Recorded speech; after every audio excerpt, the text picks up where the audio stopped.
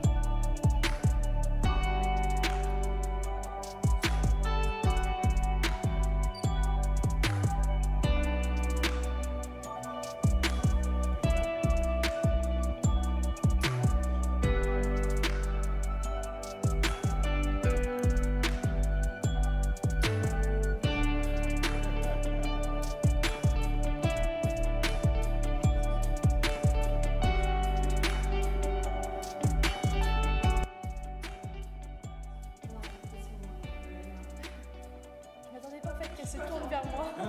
Ah, c'est ça.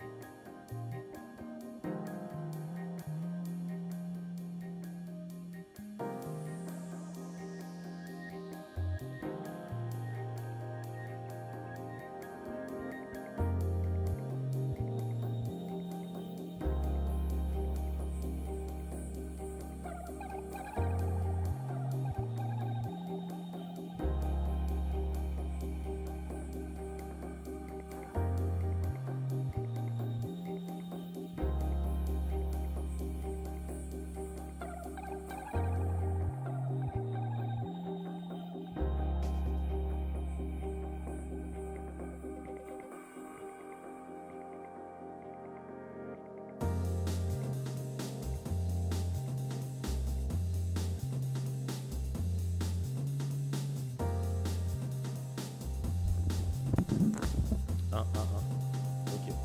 À distance, mon micro, c'est bon. On peut écouter la vidéo.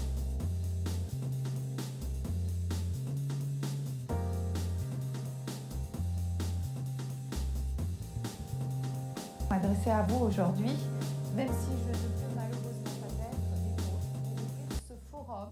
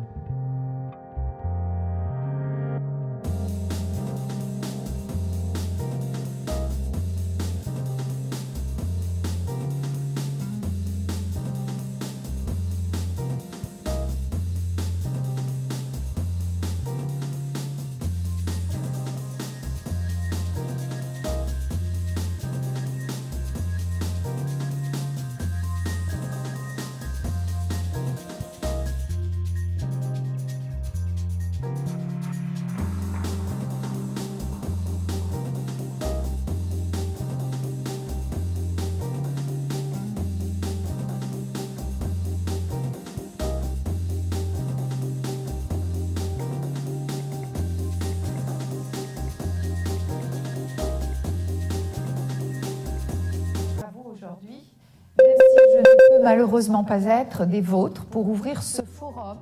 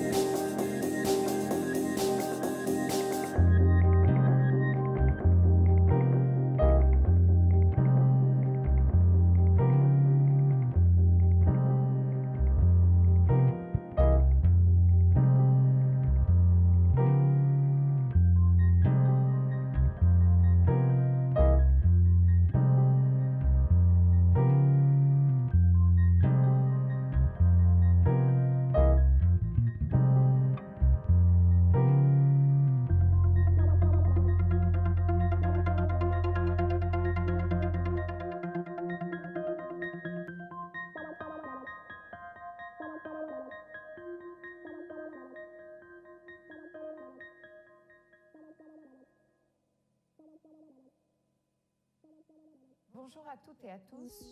Je suis vraiment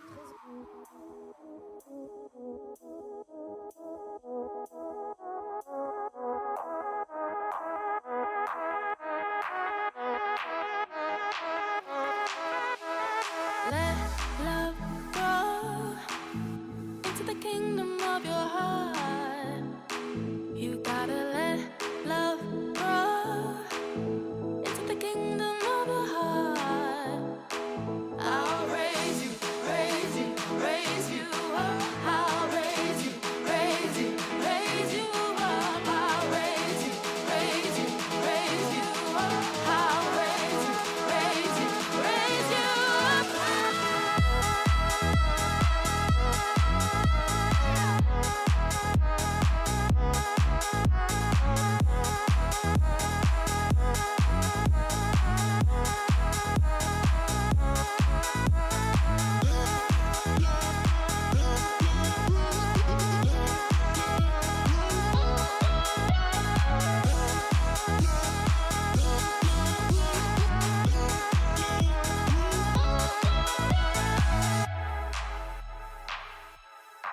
You gotta let love grow into the kingdom of your heart.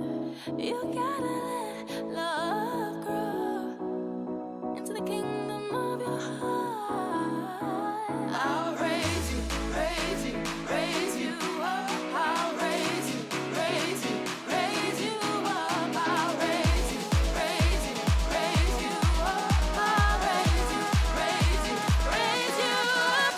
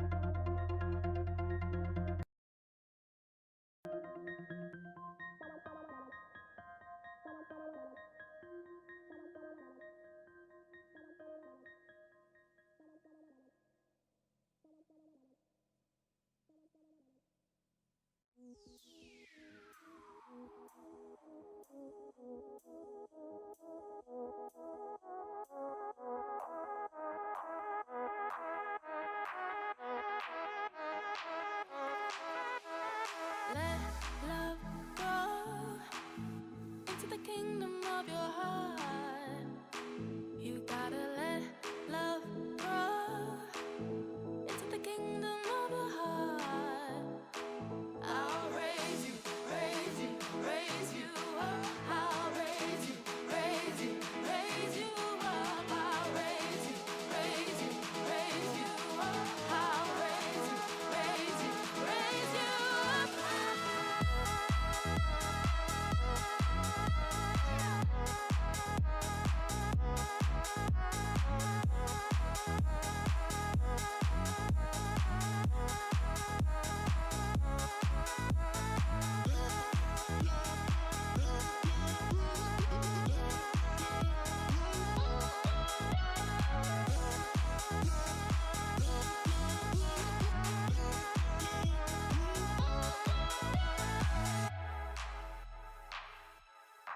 You gotta let love grow into the kingdom of your heart. You gotta let love grow into the kingdom of your heart. I'll raise you, raise you, raise you up. I'll raise you, raise you, raise you up. I'll raise you, raise you, raise you up. I'll raise you, raise you, raise you up.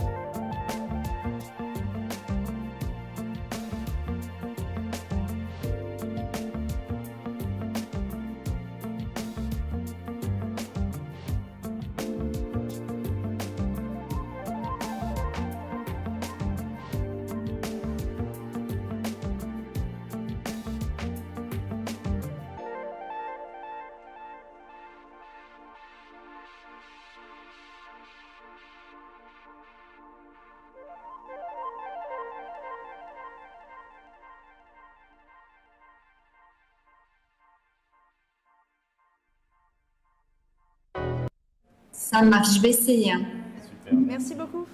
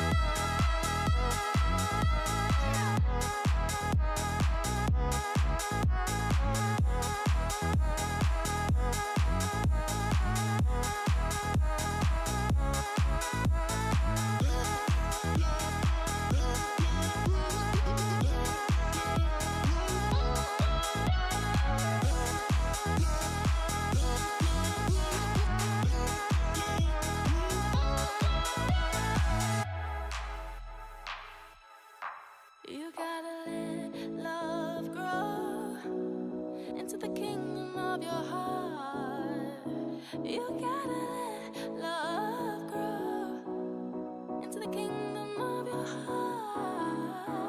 I'll raise you, raise you, raise you up. I'll raise you, raise you, raise you up. I'll raise you, raise you, raise you up. I'll raise you, raise you, raise you up.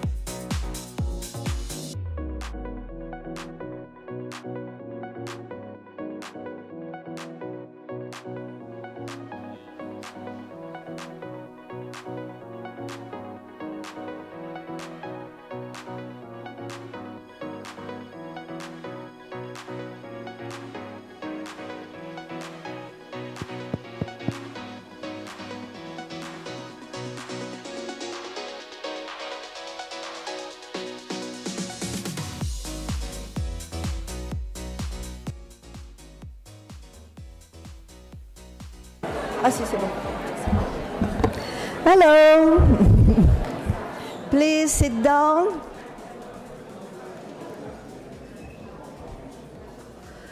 Dear all, I'm Christine Fernandez-Malouagne, Vice Rector in charge of International Relations at the University of Poitiers. I'm very happy and proud to welcome you at least. And I will drive you safely, I hope, during this session, but I immediately give the floor to my rector, Professor Virginie Laval.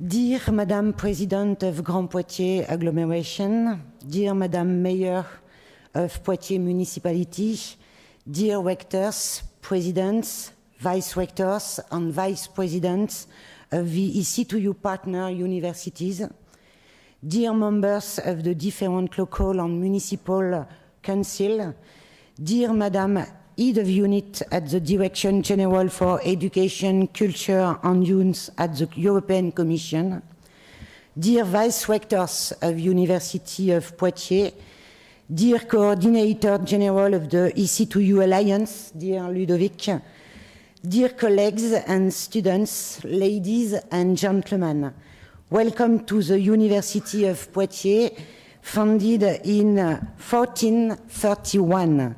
Welcome to our city's university.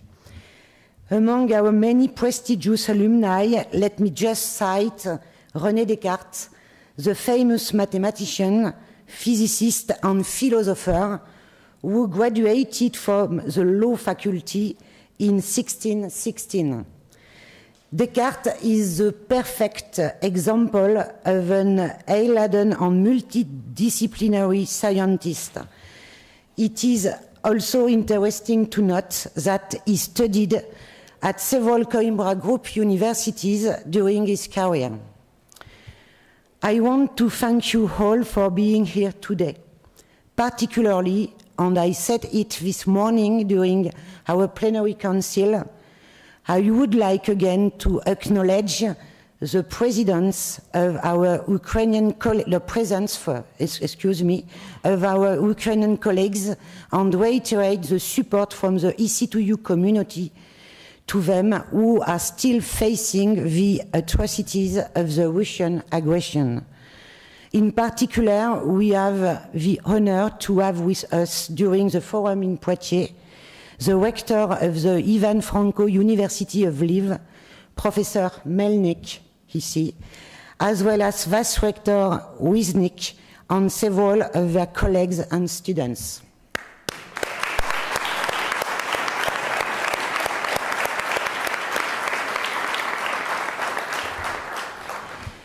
The reason of our presence this week in Poitiers is the celebration of the end of the pilot phase of the EC2U Alliance. The EC2U universities and their associated partners are gathered to review and take stock of an impressive number of joint innovative activities in all the missions of the Knowledge Square: education, research, innovation, and service to society.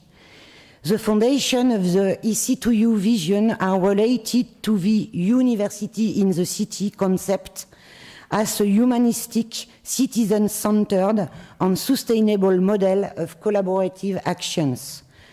The EC2U model defines universities as central actors of the knowledge square. This model establishes sustainability and quality as basic requirement for a responsible university. As an heritage of the Poitiers Declaration launched in 2016 during the annual meeting of the Coimbra Group in Poitiers and jointly signed by university rectors and city mayors, the EC2U model reasserts the idea that universities play a central role in the development of cities, which in turn represent a fundamental framework and are a catalyst for universities' development.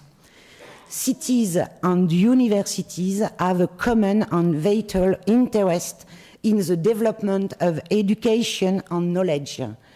The EC2U Alliance aims at playing a shaping role within its ecosystem at all levels: municipalities, large urban areas, regional, national, and European territories. To reach this vision, the EC2U model promotes common engagement and values: collegial, transparent, and intensified transnational cooperation towards the shared vision, defense of academic and democratic values, development of a genuine European dimension in the higher education sector, retention of on-campus completed by virtual activities when relevant to foster physical interactions among students and staff as the most efficient means to promote interpersonal and intercultural understanding. Promotion of active citizenship, tolerance, equality, and diversity, openness, and critical thinking. In other words, EC2U stands also for empower, connect, collaborate, unite. The University of Poitiers is particularly proud to coordinate the EC2U Alliance as it is fully aligned and coherent with its own strategy. The 2022-2026 strategic plan of the University of Poitiers embeds the same thematic priorities on United Nations Sustainable Development Goals good health and well-being, quality education, sustainable cities and communities. In 2022, the University of Poitiers was selected among the first laureates of the fourth French Excellence Programme for its UP Square project, where UP Square stands for University of Poitiers, a sustainable and quality-based university for research and education. In our excellent project, the concept of societal responsibility is further developed in connection with the Knowledge Square, the EC2U Alliance, on the same sustainable development goals. Now back to our EC2U forum. After 3 years of intense work, the program of the week will walk you through all the achievement of the pilot phase. The EC2U Virtual Institutes for Education and Research, the strong link with municipalities, the promotion of knowledge and science, etc. The EC2U Forum will then close with the launch of the new phase on the Voice of Students, where students will present their work during the week in Poitiers. Of course, this intensive week will also include ample time for dialogue and fun. So, dear EC2U colleagues and friends, I wish you a great 7th EC2U Forum. Thank you very much.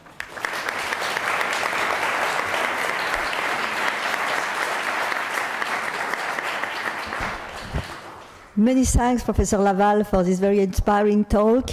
You speak about the link with the city, and it's my pleasure to welcome now Madame Jardin, Vice President of Grand Poitiers, the agglomeration of Poitiers, for a testimony of the link between the university and the city. Madame Jardin.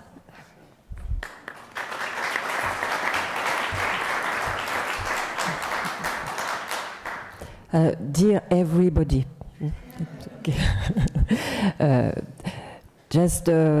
Jean-Charles will translate my little speech. It's better for you.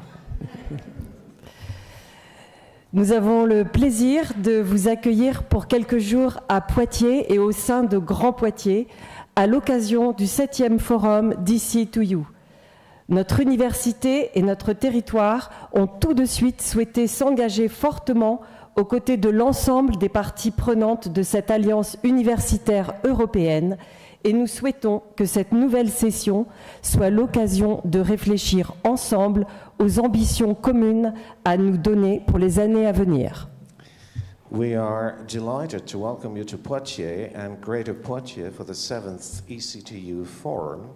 From the very outset, our university and region have always been keen to commit ourselves alongside all the actors in this European University Alliance, and we wish and hope that this new session will be an opportunity to get our heads together, as it were, and think about our common ambitions for the coming years. Avec la maire de Poitiers, nous sommes fiers de contribuer au travail d'EC2U qui nous donne l'occasion de rencontrer encore et toujours nos réseaux avec d'autres collectivités territoriales européennes, de promouvoir l'engagement de nos jeunes pour l'Europe et pour la paix, et on sait combien en ces jours particulièrement difficiles c'est important, et de renforcer la présence de l'université dans la ville, notamment par de nouvelles collaborations entre le monde de l'enseignement supérieur et de la recherche et le monde socio-économique.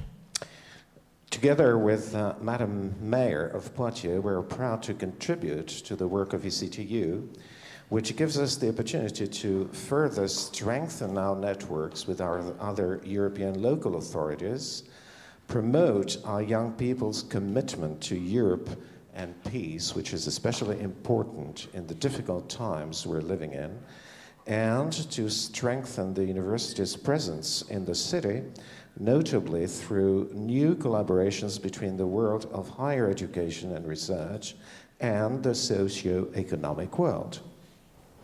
Profitez pleinement de Poitiers pour échanger entre vous, entre partenaires venus de toute l'Europe. Nous espérons que cette ville et ce territoire jeune, où l'université a toujours eu une place très importante, résolument acteur de l'égalité entre les femmes et les hommes, innovants et audacieux, seront une grande source d'inspiration pour ce 7e forum et pour inventer ensemble l'avenir d'EC2U. Bienvenue à Poitiers, bienvenue à Grand Poitiers. Take full advantage of Poitiers to exchange ideas with partners from all over Europe. We hope that this young city and region where the university has always played a very important role, definitely committed to equality between men and women, innovative and daring, will be a great source of inspiration for this 7th forum and for inventing the future of EC2U together. Welcome to Poitiers and Greater Poitiers. Merci. Merci.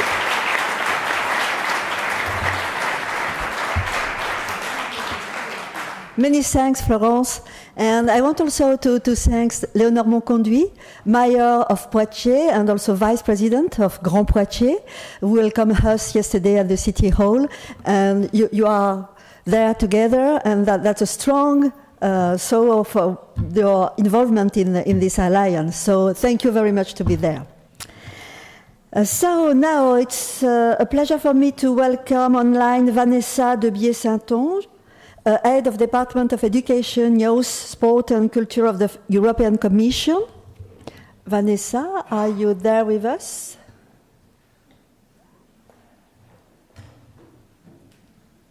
Oui, je suis là. Bonjour Vanessa. C'est ma vidéo, est-ce que vous m'entendez? On vous entend très bien. Attendez, j'essaie d'activer ma vidéo pour que vous puissiez me voir également. Voilà, c'est parfait, c'est parfait. Magnifique. Merci beaucoup d'être avec nous. Many thanks to be with us. It's really important for us to have this presence of the European Commission. And you were already there for us in our forum. And it's very important for us to have you today in Poitiers for the last forum of this pilot phase. I leave you the floor. Yes, thanks a lot. It's really a pleasure for me to be with all of you today, even if only virtually. So dear Minister, mayors, rectors, vice-rectors, academics and students, let me start by congratulating the EC2U, European University Alliance, for being awarded with Erasmus Plus funding for the next deployment phase after the successful piloting phase. This is a token of your achievements so far during the piloting phase and of your continued efforts to foster the University of Tomorrow.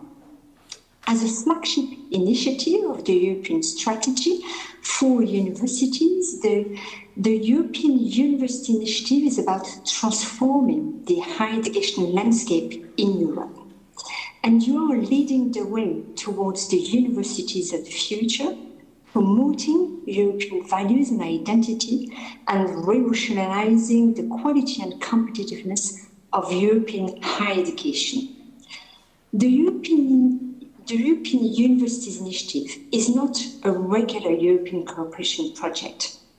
As our Vice President Margaritis Skinas reminded to all of us during the forum in Barcelona mid-September, this initiative is a long-term transformational process of your institutions for the benefit of your students and all academic staff.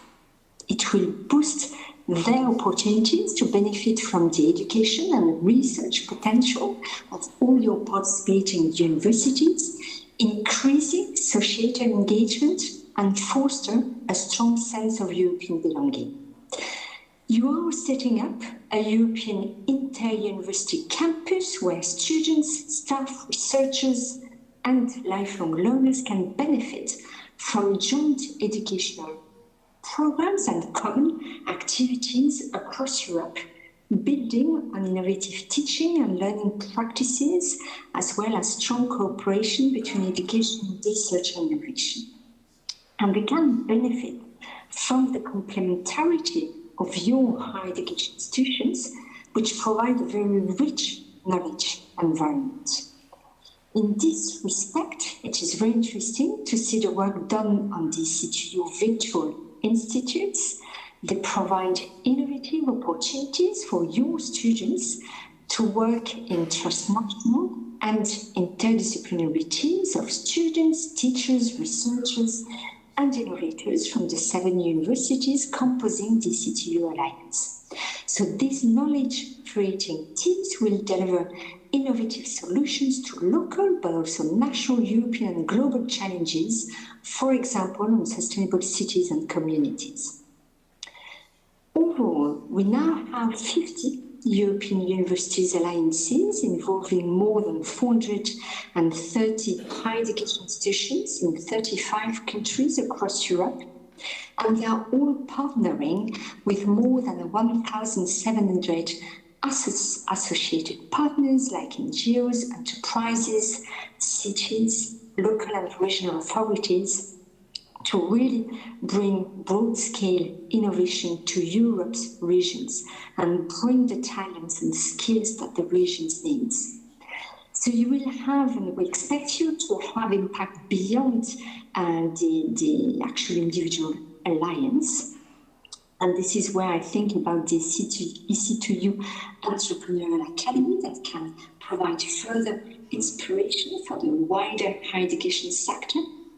So the support of the initiative in the sector, the ambitions and the broad spectrum of activities are simply impressive, and the impact of the initiative is key. We start saying it. It's beyond the reforms in your institutions. It also triggers reforms at national level to facilitate deeper transnational cooperation when it comes to quality assurance, when it comes to the joint delivery of programs and degrees. We've seen recent developments in Spain, for example, in that context. So today, actually, the Commission adopted the 2024 annual work program, where it defines the key priorities at Commission level across all Director Generals. And one of the few top priorities for 2024 is to present a communication in a joint European degree, together with recommendations on quality assurance and on attractive academic careers that are key building blocks to facilitate deeper transnational cooperation.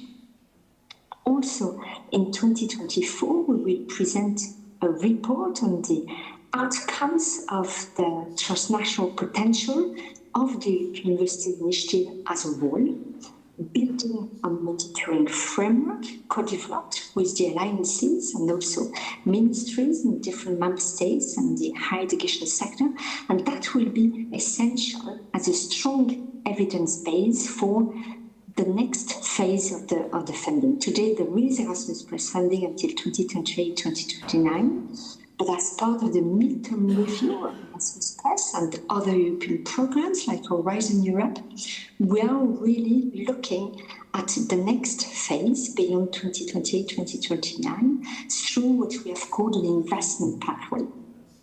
So with this investment pathway, our objective is to facilitate a more comprehensive funding approach, complementing the educational dimension with support across all alliances' missions, seeking also for synergies with national and regional funding.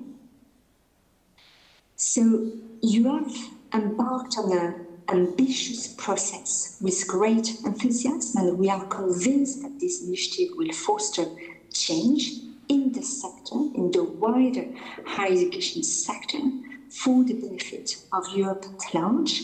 And in this process, you can count on us, on the Commission, to support you. We are your ally in cooperation with the Member States, and we look forward to the continued process. Wish you all a fruitful and inspiring conference on how this initiative is transforming higher education research and innovation. Thank you very much.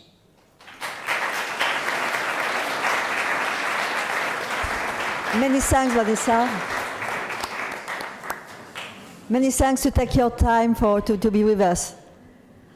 So now it's my pleasure to present the talk from Sylvie Retailleau, French Minister for Higher Education and Research in France. Unfortunately, Sylvie Retailleau cannot be with us, but she took time to register a message for us at this time of crisis in France. And so now we have to look the message of Sylvie Retailleau. Bonjour à toutes et à tous. Je suis vraiment très heureuse de pouvoir m'adresser à vous aujourd'hui, même si je ne peux malheureusement pas être des vôtres pour ouvrir ce forum à Poitiers, dans l'une de nos plus anciennes universités et dont je salue la présidente, chère Virginie. Alors, 3 ans déjà que cette alliance, European Campus of City Universities, a été retenue lors des tout premiers appels à projets pour construire ces alliances, ces universités européennes, véritable réseau d'universités de plusieurs pays d'Europe, voulu par le président de la République. Au-delà de la perspective d'un parcours de formation plus riche et plus varié, aussi bien pour tous les étudiants français que tous les étudiants européens, ces universités européennes ont vocation à devenir des lieux d'ouverture, d'innovation pédagogique et de recherche d'excellence. Et je suis vraiment ravie de pouvoir, par ce message, adresser mon soutien et toute ma reconnaissance pour votre travail. Depuis la création de votre alliance, celle-ci est devenue une formidable illustration de ce que notre initiative cherche à développer. Les universités européennes, c'est avant tout un écrin pour la transmission d'une histoire et aussi de valeurs communes à toute la jeunesse européenne qui se forme. C'est aussi une porte d'accès pour tous les étudiants vers d'autres cultures. À ce titre, votre réseau d'universités ferait rêver n'importe quel jeune. La France, avec Poitiers, le Portugal, avec Coimbra, l'Espagne, avec Salamanca, l'Italie, avec Pavia, l'Allemagne, avec Iéna, la Roumanie, avec Iași, la Finlande, avec Turku, autant de beaux établissements d'enseignement qui nous invitent au dialogue et aussi au partage. Vous êtes aujourd'hui 7 universités rassemblées au sein d'Alliance et la phase de cette alliance et la phase de consolidation qui s'ouvre pour la période 2023-2029 sera l'occasion de vous associer à de nouvelles forces vives de l'enseignement supérieur et de la recherche, comme celle de l'université de Johannes Kepler de Linz en Autriche, et à titre de partenaire stratégique, l'université nationale Ivan Franko de Lviv en Ukraine, viendront aussi en effet compléter votre très beau collectif. Félicitations et surtout bienvenue aux nouveaux venus. Faisant suite au discours de la Sorbonne du président de la République en 2017, l'initiative des alliances européennes est une aventure bien plus collective qu'on ne le pense. L'audience que vous avez réussi à rassembler à l'occasion de ce forum le prouve. Je tiens bien sûr à saluer les municipalités, les associations étudiantes, les hôpitaux universitaires ou bien encore les partenaires industriels présents à vos côtés et qui s'associent à votre démarche et à celle des alliances européennes en général. C'est bien l'engagement de cette galaxie d'acteurs qui permet le développement d'un espace encore plus ouvert, plus fertile et plus innovant. Les universités européennes peuvent et doivent être un puissant levier pour construire des écosystèmes d'innovation performants, ancrés dans les territoires et bien sûr en lien avec les acteurs socio-économiques. Au-delà de sa croissance, votre alliance fait preuve d'audace et je voudrais en souligner quelques réalisations concrètes. Sans résultats tangibles, on ne construit pas d'alliance. Vous en avez fait l'expérience en créant les instituts virtuels, en ouvrant l'an dernier pas moins de 3 programmes de master proposés conjointement par les universités de l'Alliance ou encore en promouvant la culture scientifique. On me dit ainsi que tous les ans, au sein de ces 2 U, les équipes pluridisciplinaires de chercheurs représentant de ces 7 universités partenaires s'affrontent lors d'une Science Battle. Cette opération me semble d'autant plus intéressante à l'heure de l'immédiateté, à l'heure de la lutte contre la désinformation, pour faire face aux défis de plus en plus complexes de nos sociétés. J'en profite donc pour encourager et souhaiter bonne chance aux équipes finalistes qui se retrouvent aujourd'hui à Poitiers. Je sais aussi que de nouvelles actions sont ou seront menées dans le cadre de votre phase de consolidation. Ceci autour de la pédagogie numérique, mais aussi du partage de bonnes pratiques relatives par exemple à la formation doctorale ou encore sur la carrière tout au long de la vie. Les universités européennes poursuivent un objectif crucial, celle de renforcer notre identité européenne en favorisant les échanges interculturels, en particulier au sein de notre jeunesse.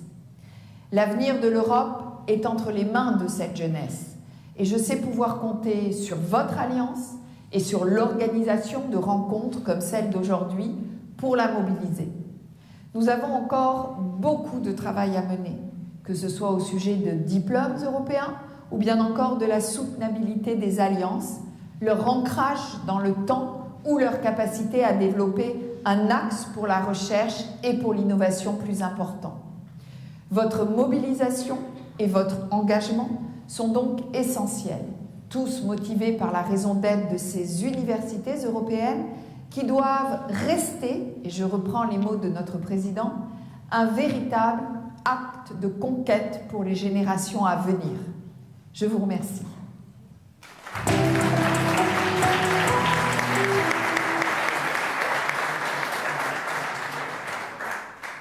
A very nice message, and remember, the future is on the hand of our students. So, our alliance is an alliance for inclusion, for equality between men and women. But as you say this afternoon, the power is for the woman. But at least, Ludovic, can you join me? You represent equity this afternoon.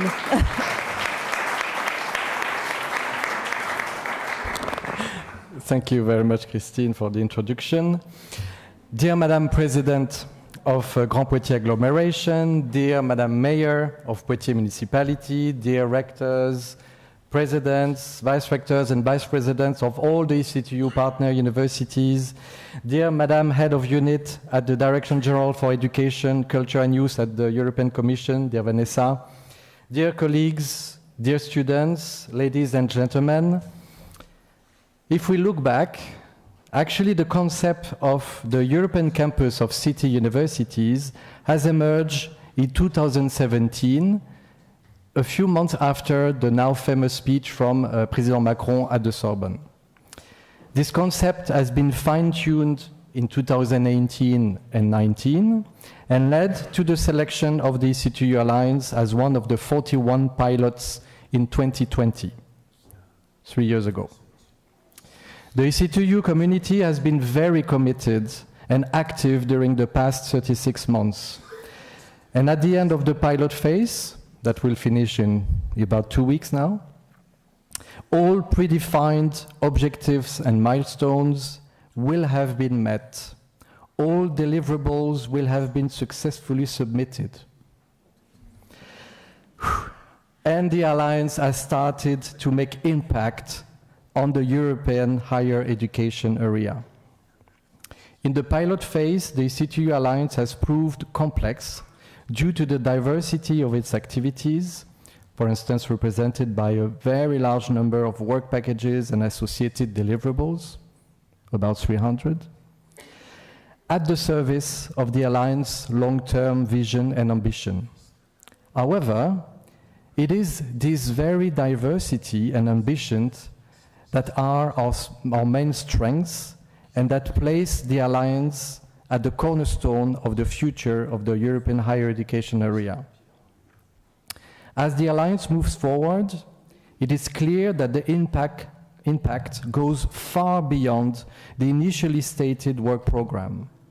The enhanced collaboration, not only with the full partners, but other key stakeholders, all the associated partners, has led to many complementary activities and projects, and has already created a sense of belonging to a single community.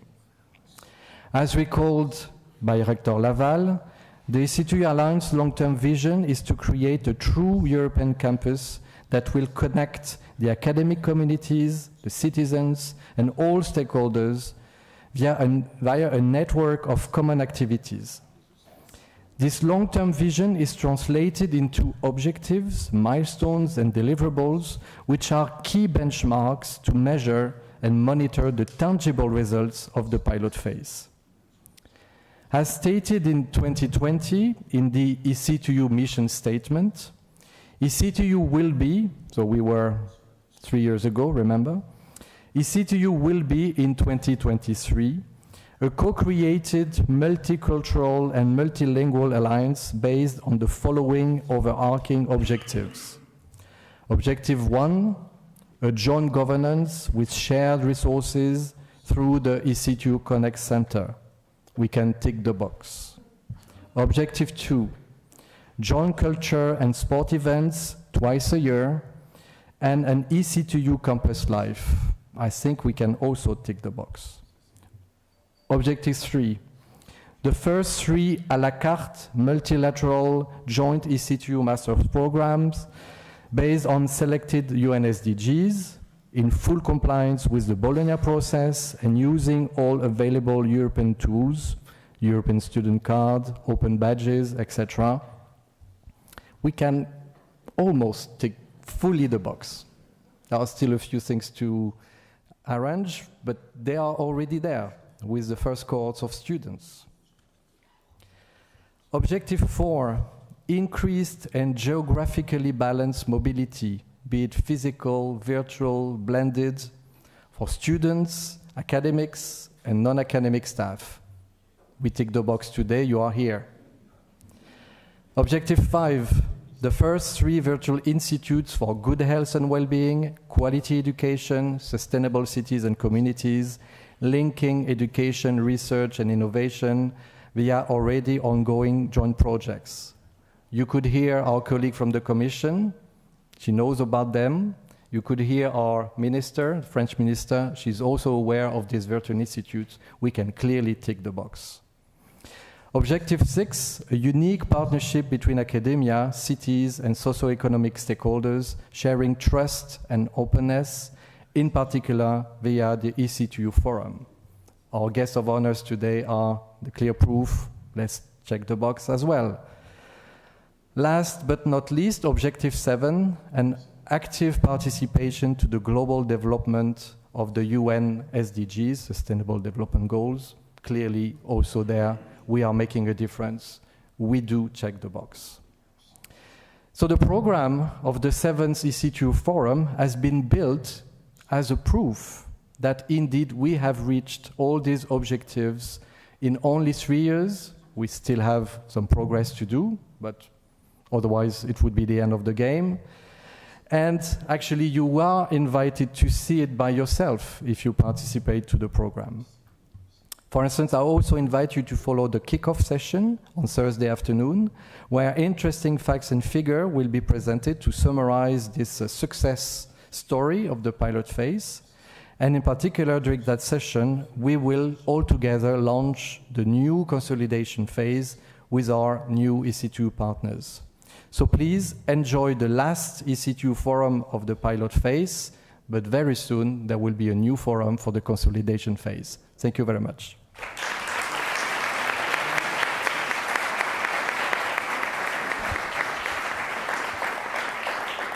Thank you so much, dear Ludovic. And now the floor is to our students. So please, Sacha Bosman, Marion Colombo from the University of Poitiers, student representative of our alliance. I leave you the floor.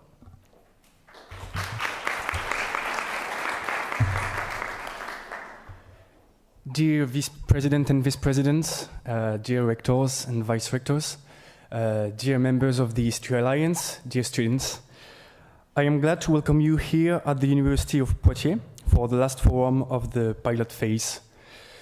When I was thinking about this forum, I asked myself, what EC2U mean for students? What does this alliance provide to students? And firstly, the EC2U Alliance is a place of learning, discovery, and acceptance of our differences.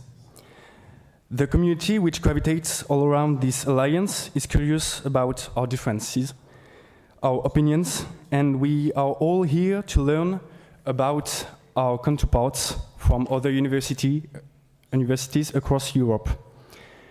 This forum, as you probably figured out, according to the student program, is punctuated by a lot of preparation times for the voice of students. We made this choice to allow students to express their ideas and the fruit of their free and creative thinking with ever greater ambition. Here in Poitiers, we know to what extent students involved in associations or student union, for example, are vectors of progress on a wide variety of subjects. The student community of this alliance, present here or on the previous forums, is a source of progress. And in this sense, I would like to thank you, and I can only encourage you to take full advantage of these times of exchange and of work. As a representative of the student community of the University of Poitiers, I wish you a very pleasant forum in our beautiful city, and I wish you good work. I already can't wait to see the results of your work. So thank you, and have a really nice week.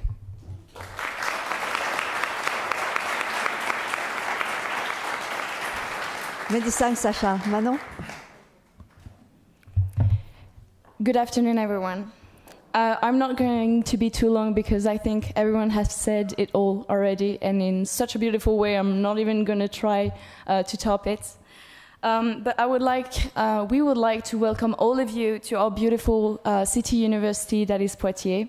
And by we, I mean the two associations that work conjointly on the preparation of this forum, EC2U Students Poitiers and ESN Poitiers. They are already thanks for their hard work. I've been part of this EC2U journey for 2 years now, because my first forum was in Salamanca. And every time I come back from a forum or from any EC2U event in general, I am always amazed by the creativity of the exchanges that I had with the students. And every time I come back to Poitiers with more motivation to innovate and more motivation to create new projects with other students. So, of course, I can't wait to see the results on the Voice of Students on Thursday on genders equality. Students started yesterday to work on their project, and from what I've seen and what I've heard, I can already say that it is very promising. So I encourage all of you to join us on Thursday afternoon. I will finish by saying that students are the center of our universities. With this role comes great responsibilities. We students have the power to make things change and to make our voices be heard. So during this week, I'm going to ask you one thing, dear students, is to speak up, exchange, debates. If you have an idea and you think it is impossible, share it.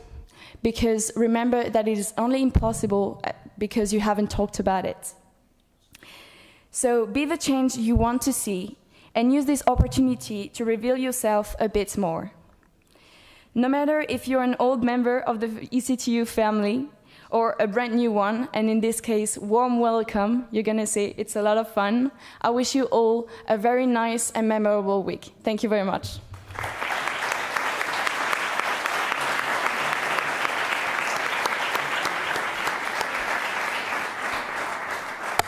Many thanks, Manon, for this talk, but also for your involvement since the beginning in this alliance. Many thanks for all the work made to organize the forum for the students. So thank you very much.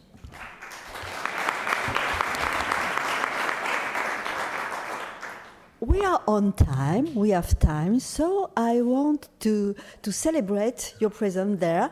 And I go to call each university. So when you hear the name of your university, please stand up. I will begin by the west and I will finish by the east. So I begin by calling University of Coimbra. Please stand up.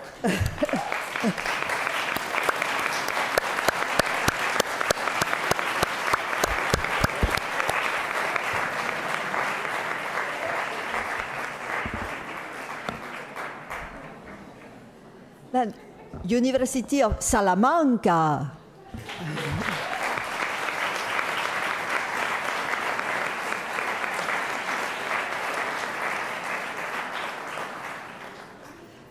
University of Poitiers.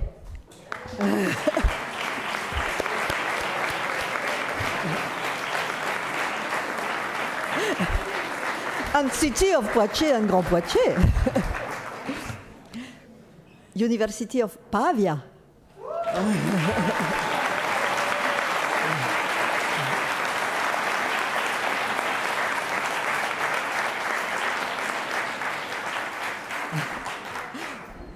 University of Turku.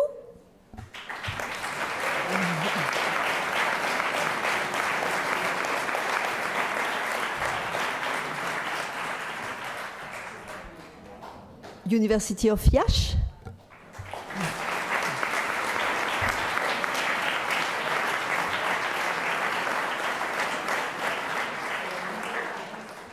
I can also call our future partner, University of Linz.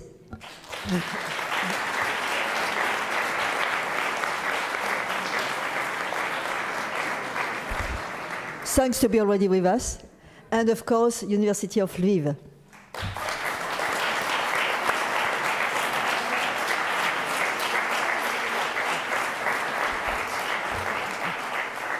And incredible, I forgot the University of Vienna.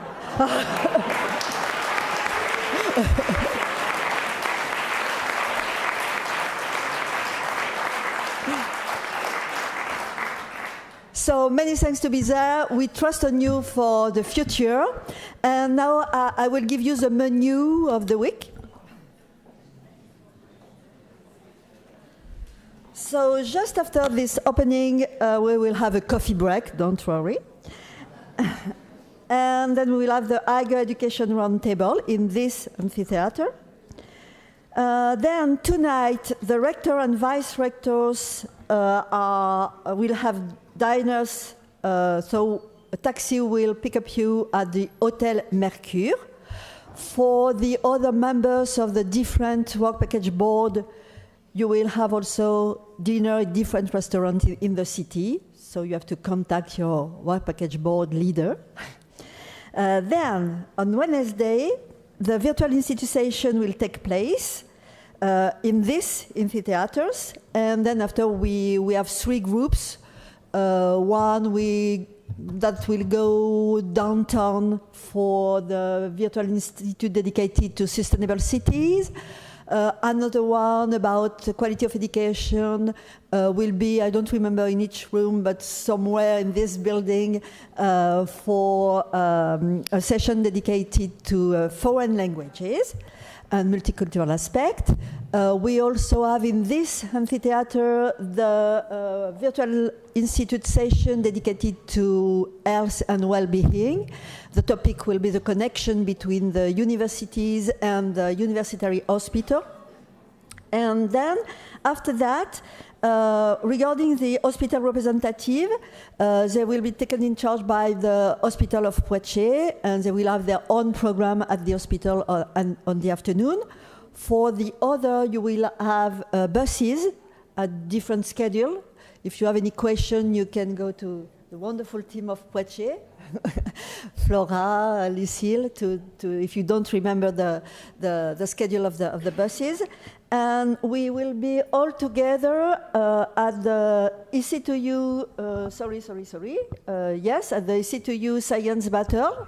But before that, you will have the EC2U municipality session. And in parallel, for the rector and vice rector, we can have some visit of different seats of the University of Poitiers. So, of course, EC2U Science Battle will be very important. We don't want any fight in our alliance, but We will see. Then on Wednesday evening we will have the Dîner de Gala that will take place on the marvelous Palais Aliénor d'Aquitaine. You discovered yesterday the City Hall, wonderful place too, but on Wednesday, tomorrow night, you will discover the Palais Aliénor d'Aquitaine with also a piece of history of our city. Then on Thursday morning, you can sleep if you want after the Dîner de Gala. But for the rectors and vice rector, we have organized a visit of the campus in the Futuroscope at the north of Poitiers to discover some equipment in one of our great laboratory, P', with the vice rector in charge of research, Yves Gervais. I don't know if Yves is on this amphitheater, but we will have this. And then we will go on the South Campus for the lunch. The lunch will be a bit special because that will take place in the Circus. I never remember the name of the circus. Octave Singulier. Octave Singulier. And after that, we will stay in this Campus South for the Mobility Fair. The building is NCIP. It's our School of Engineer. And we stay there for the kick-off meeting of the new phase, because it's not the end, but the beginning also of something. And after that, of course, we will conclude with our students, the voice of students. We walk through between NZIP and Maison des Étudiants, House of Students, for this final session of this week. And after that, a concert will be offered at Maison des Étudiants. And I hope you will enjoy everything. If you have any question, you can, of course, address the team in Poitiers. But you have also all this information on your badge, on this code. If you scan this code, you have all the information with the different schedule, with the different building, etc., etc. So enjoy your week in Poitiers. And I propose to you to go to the breakfast for a nice moment together.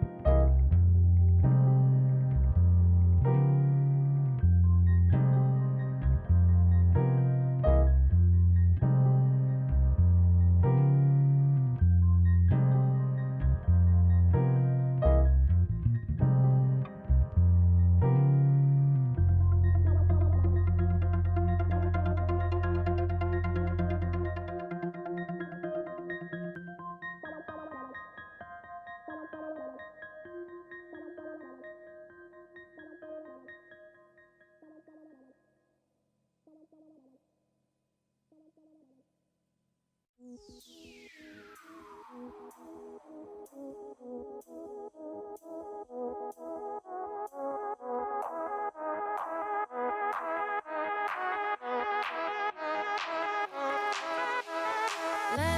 love grow into the kingdom of your heart. You gotta let love grow into the kingdom of your heart. I'll raise you, raise you, raise you up. I'll raise you, raise you, raise you up. I'll raise you,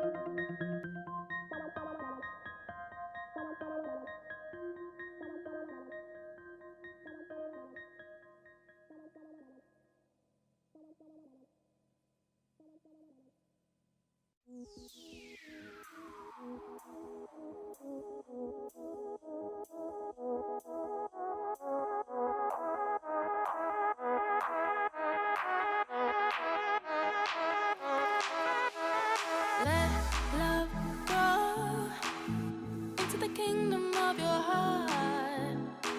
You gotta let love grow into the kingdom of your heart.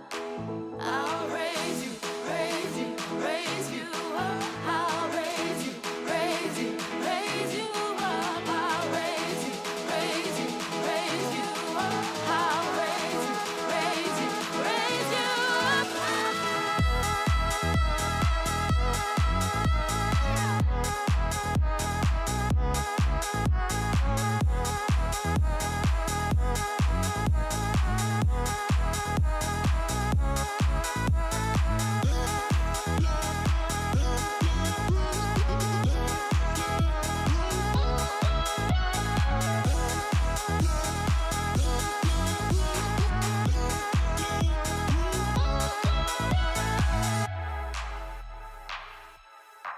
You gotta let love grow into the kingdom of your heart.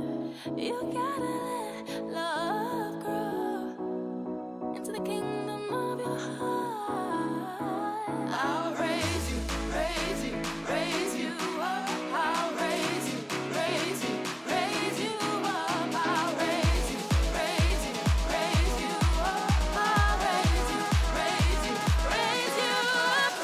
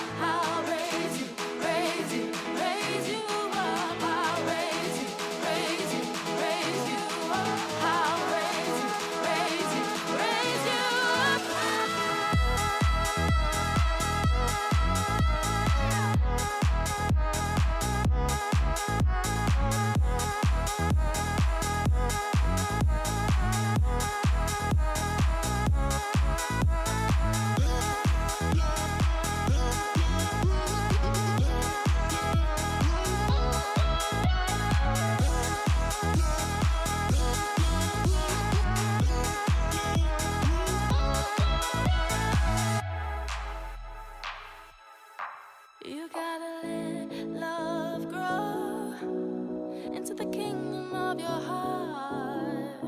You gotta let love grow into the kingdom of your heart. I'll raise you, raise you, raise you up. I'll raise you, raise you, raise you up. I'll raise you, raise you, raise you up. I'll raise you, raise you, raise you up.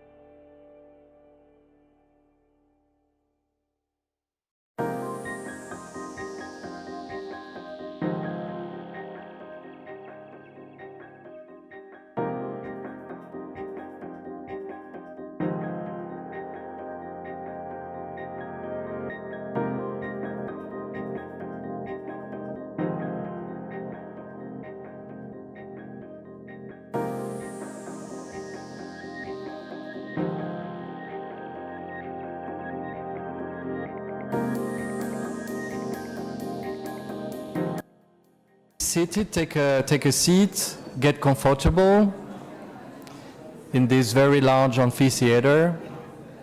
For the colleagues online, you probably don't see, but we have a large number of people in the room, and they are not quiet yet.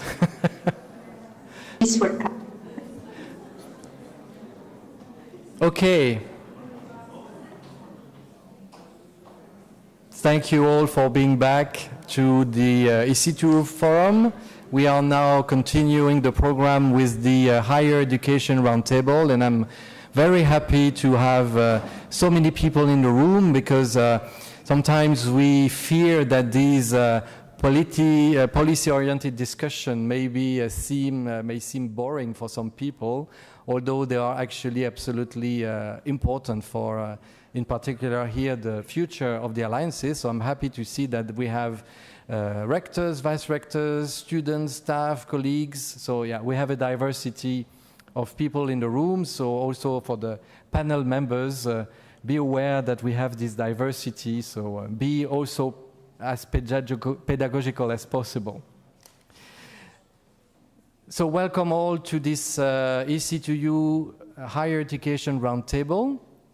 So I'm Ludovic Tilly, the Coordinator General, and it's a pleasure to welcome you here. I will very soon introduce you the members of our panel today. But maybe I should give some context of this type of higher education roundtable.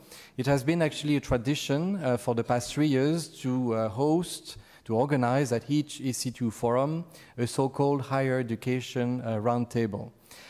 Because we believe that it is very important to continue the policy dialogue with all the stakeholders. And when I mention the stakeholders, I mean, of course, the European Commission, the member states, all the other alliances, as well as other networks. And today, actually, we have representatives from all these stakeholders. And it's I would like already to thank them for having positively responded to our invitation. Each time we select a topic, and the one for the Poitiers Higher Education Roundtable, we've decided to tune it with some of the hottest discussions that we have in this context of the alliances of European universities, and it is actually their long-term sustainability.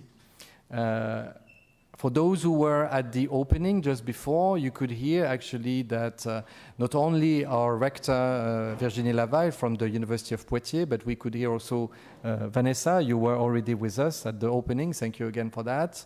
But as well our French minister, Sylvie Retailleau, in her video message, we have repeatedly heard indeed this word sustainability of the alliances. And the reason is that because everybody recognizes that at the moment the alliances are, I think we can all say, a frank success.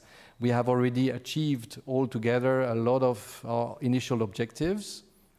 But of course, this massive investment from our universities, including in terms of co-funding, staff involved, etc., and of course as well the funding from the European Commission and from some of the member states. This will continue to be a frank success if indeed we have an idea of what will come next. We know already that there is a new phase that will start with a significant budget, and the European Commission is once again thanked for that support from the beginning. But after 28 or 29, we still have a big question mark. And currently, in particular at the level of the European landscape, we are having this discussion promoted by the European Commission. And Vanessa, thank you also for having accepted to be with us today, also for this discussion. So now you see the context. It's a very hot discussion, and we need to sit around the table, even if this is an online table, to discuss and see what are the different viewpoints so that we can really make progress all together in this investment pathway. So you have the context, and to discuss this topic today we have a great panel. We have in particular, and you have been already with us, as I said, Vanessa de Bier-Sainton, who is the head of unit in charge in particular, not only, but in particular of this initiative at the Direction General for the Education, Youth and Culture at the European Commission. Thank you again, Vanessa, for being with us. We have also Jacques Combi, former rector of a French university and currently a special advisor on alliances next to the French Minister for Higher Education and Research, Sylvie Retailleau, that you saw previously in the opening in her video message. Online as well. Thank you, Jacques, because I know that you are currently in Paris, very, very taken by actually an important meeting, somehow also connected to the topic of long-term sustainability of the alliances. So thank you for joining us. We have on site next to me, Yuka Kola. You are the rector of the University of Turku, a member of the EC2U Alliance. So thank you very much for having accepted to speak on this maybe sometimes a bit controversial topic, but it's, let's say, for the cause. We have also online two colleagues, coordinators of alliances, sister alliances, if I may say. We have Isabella Ber-Ezelt. You are the executive director of the EU Connexus Alliance, which has, let's say, a special role or let's say a special taste for us, because you are not only a sister alliance, but you are very close to us because you are in La Rochelle University in the same region here, no, not so far. So thank you, Isabella, for being with us. You had also a very busy agenda. I think you are in Italy for your own alliance, and thank you for having accepted to be with us. We also have Olga Vessels. You are the coordinator of the EC2U Alliance, another sister alliance.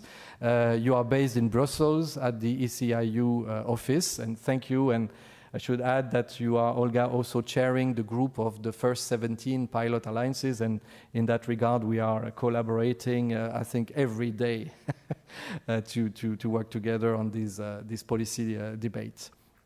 And last but not least, we have with us, and I'm very thankful for this, Emmanuel Gardon, who is the director of the Coimbra Group office based in Brussels. You are with us here, and Coimbra Group is one as a special statute, if I may say, because not only Coimbra Group is an associated partner to the EC2U Alliance, but at the moment all the EC2U universities are members of the Coimbra Group.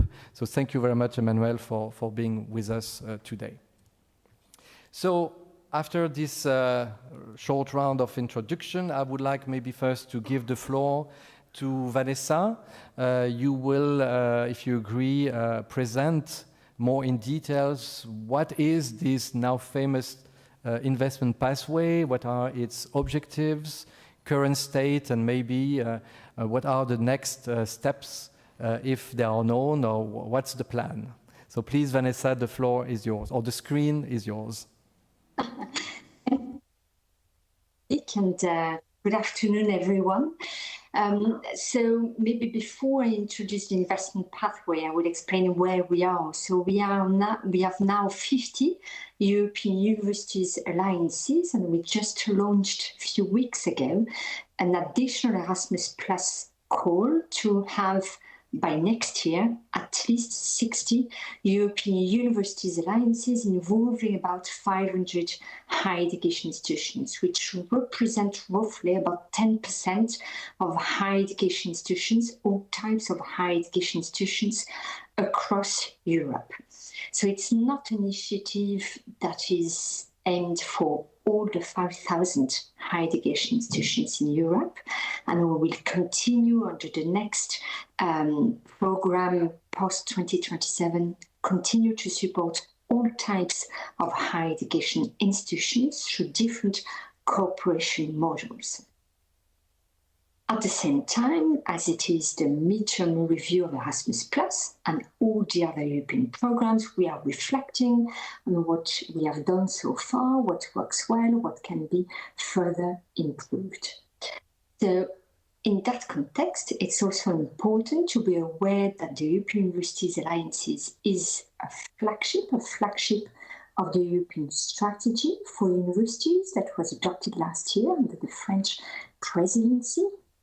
It's a flagship of numerous council conclusions, numerous council recommendations, the last one being the one on building bridges for effective European higher education cooperation, also adopted last year under the French presidency. The European University Initiative is also part of the mission letter of our new European Commissioner responsible for educational research and innovation, so Ilana Ivanova. So it's really, there are not a lot of actions that are part of this mission letter on top of Horizon and Erasmus+, and one of the few of them is the European Universities Initiative. So you can see there is a strong political support at all levels, at European level and national level, and we heard earlier today the French Minister Sylvie Retailleau as well. So it really shows that it's not a simple European project, but it's really a long-term transformation process. And this is in that context that we are preparing for the next supporting phase after 2028-2029, as we have Erasmus Plus funding until then, and even more as compared to the piloting phase. So what are the objectives of this investment pathway? Well, we have been listening to all the European Universities Alliances, ministries, representatives of university networks and student associations as well. And what we have heard is the need to more synergies and less silos between education, research and innovation, a holistic approach as much as possible. And we heard again Mr. Sylvie Retailleau earlier today telling us that we need, for example, to reinforce the research innovation dimension of the initiative. And alliances have also asked for more long-term predictability of the different sources of funding, not only Erasmus+, but also a national level of funding and other sources of funding from different European instruments. So, but before discussing the how, we need to agree on the what. So what do we want to support through the beautiful European Universities Initiative? So the education part is quite stable, quite less defined, and it will be really a continuity of what has been funded so far, as all European universities alliances have presented a long-term strategy and a long-term plan. Now what we have heard is the need certainly to reinforce the research innovation dimension, for example. And for that, we need to discuss the what to fund, and that can add value through this research and innovation leg, if you want, of the initiative. So we have a positive experience under Horizon 2020 with the SWOF call, and we heard that it was appreciated as a complement to the Erasmus Plus funding. At the same time, we also heard that it was perceived sometimes too top-down and not offering enough leeway and liberty to explore from the alliances. So we need to take the lessons from that. Now, under Horizon Europe, there is no earmarked funding, as it was the case under Horizon 2020 with the SWOF call. But there are other opportunities, even if not flagged specifically to the European Universities Alliances, and I want to mention the European Excellence Initiative that has been developed by our colleagues from DG RTD, so it's not specifically for the European Universities Alliances. Nevertheless, because of their institutional cooperation, they are well placed, and out of 12 funded projects, 10 are coming from European Universities Alliances, but of course 10 is not 50 and not 60. So we are very much aware of that, and we are working together with our colleagues from DG RTD.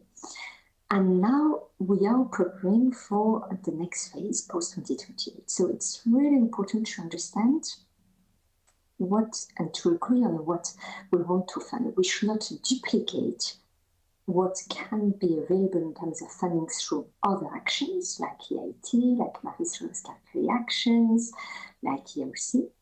but we need to provide complementary, where we believe these alliances, because of their unique setting and because there is this cooperation at institutional level, which is not that common when it comes to research innovation, as it is usually led by researchers themselves cooperating with peers abroad.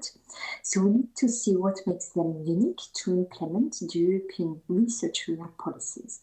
And this is what we have been discussing with our colleagues. We have put forward a proposal that we have presented to the European Universities Alliances, to the ministries, and to the university and student networks. And now we are collecting their feedback on this proposal. So it's really under discussion, the making. Will give us 1 year to come up with a clear proposal. But what we hear at the moment currently is different voices and sometimes contradictory voices from the same universities. In a setting where we discuss about the European Universities Initiative, all universities agrees that we need a dedicated support for the allied dimension of these alliances. And sometimes some of the same universities discussing in another setting, like Horizon, the same say, no, all Horizon goals need to be competitive for all alliances, no remark funding for European Universities Initiative. So you see that it triggers a lot of discussions, and I think it's very good. We need to have these discussions, and it's good that we disagree as well. This is what makes the discussion fruitful. And now we need to progress and try to see common ground. So I'm very happy to participate in a panel today to have the opportunity to discuss. Now we are collecting, as I said, feedback from all the different groups, and this will feed into the next round of consultations by the end of this year. We already had the first round of discussions before the summer. Now we are collecting written input, and we will continue the input that we have received in November and December, where we will meet with the different groups. So it's really an ongoing process. And once we have a clear agreement, a clear view on what we want to fund and what can be the added value of this complement, and it's also valid not only for research innovation, but it's valid also for the cohesion funds, for support from Digital Europe. We need to show the added value of this initiative to implement European policies. This is how we can convince the different committees led by the Council and Member States. This is how we can convince them to support this initiative with funding from the other programs than Erasmus+. So this is where we are. In parallel to this process, we are also working on an investment pathway where we want, by the end of next year, come up with an evaluation report, if you want, showcasing what are the first outcomes of this initiative as a whole. So it's not about comparing each alliance. That's not the purpose. The purpose is to really showcase all the transformational potential that it has already triggered at the level of the institutions, of different faculties, but also at national level. And we know that it has triggered a number of very important reforms in terms of quality assurance, in terms of facilitating joint programs, etc. So this will be very important as strong evidence, because whenever we discuss with the member states, they are asking for these evidences.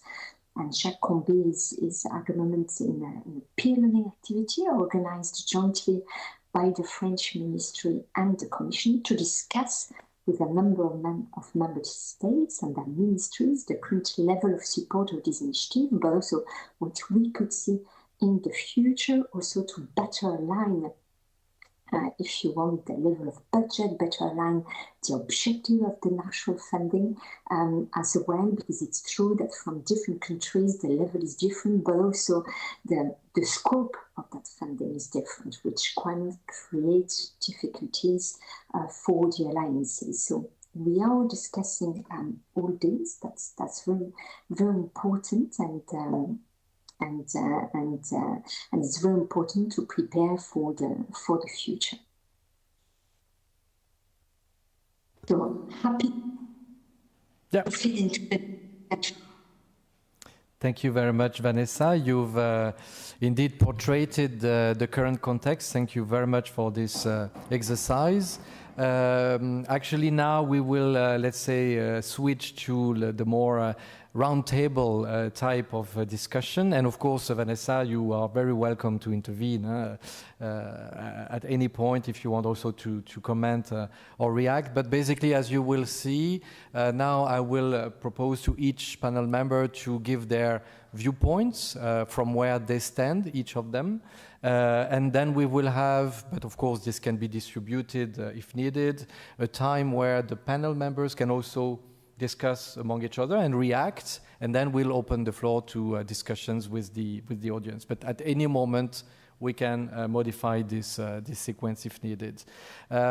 Basically, when we prepared this higher education roundtable, I proposed some questions to the panel members. They are just guiding questions. It was to maybe promote some internal thinking before the roundtable itself. So the typical question I proposed, which are related to the sustainability of the alliances, are, for instance, how to jointly fund education and research innovation, how to link the investment pathway that you just described, and another instrument which is under discussion, and the so-called European Excellence Initiative. So maybe some people in the room do not know exactly what I'm referring to, but if needed, at some point we can also explain what is this. And another question that can be addressed is how to promote excellence in all the missions of our universities, education, research, innovation, and service to society, what we call the knowledge square. And maybe of interest as well, the international dimension of the alliances as a potential additional component for their sustainability. At the moment, it's indeed a European-centric initiative, which is perfect, and we need first to strengthen the European landscape in higher education and research, but at some point there is maybe a wish, there is maybe a need for extending to the global dimension. So these are the typical questions that I've sent to the panel members, and we are almost at the end of October, which means that Christmas is not far, so we can maybe all have some Christmas wish lists, and I welcome these lists from our panel members. So don't be afraid to ask for a lot. So let's start with, let's say, a viewpoint from the national policy makers. And for this viewpoint, I'm very happy to welcome again our colleague Jacques Comby, former rector and special advisor to our French minister. And the floor is yours, Jacques. Okay, thank you very much, Ludovic. Good afternoon, everybody. And for beginning, I beg your pardon. I'm really sorry to be not with you today, but I'm very happy to have the opportunity of something like a keynote, Ludovic, because you know my time is very short and I can just have a few minutes. I am also not to be too redundant after the minister intervention.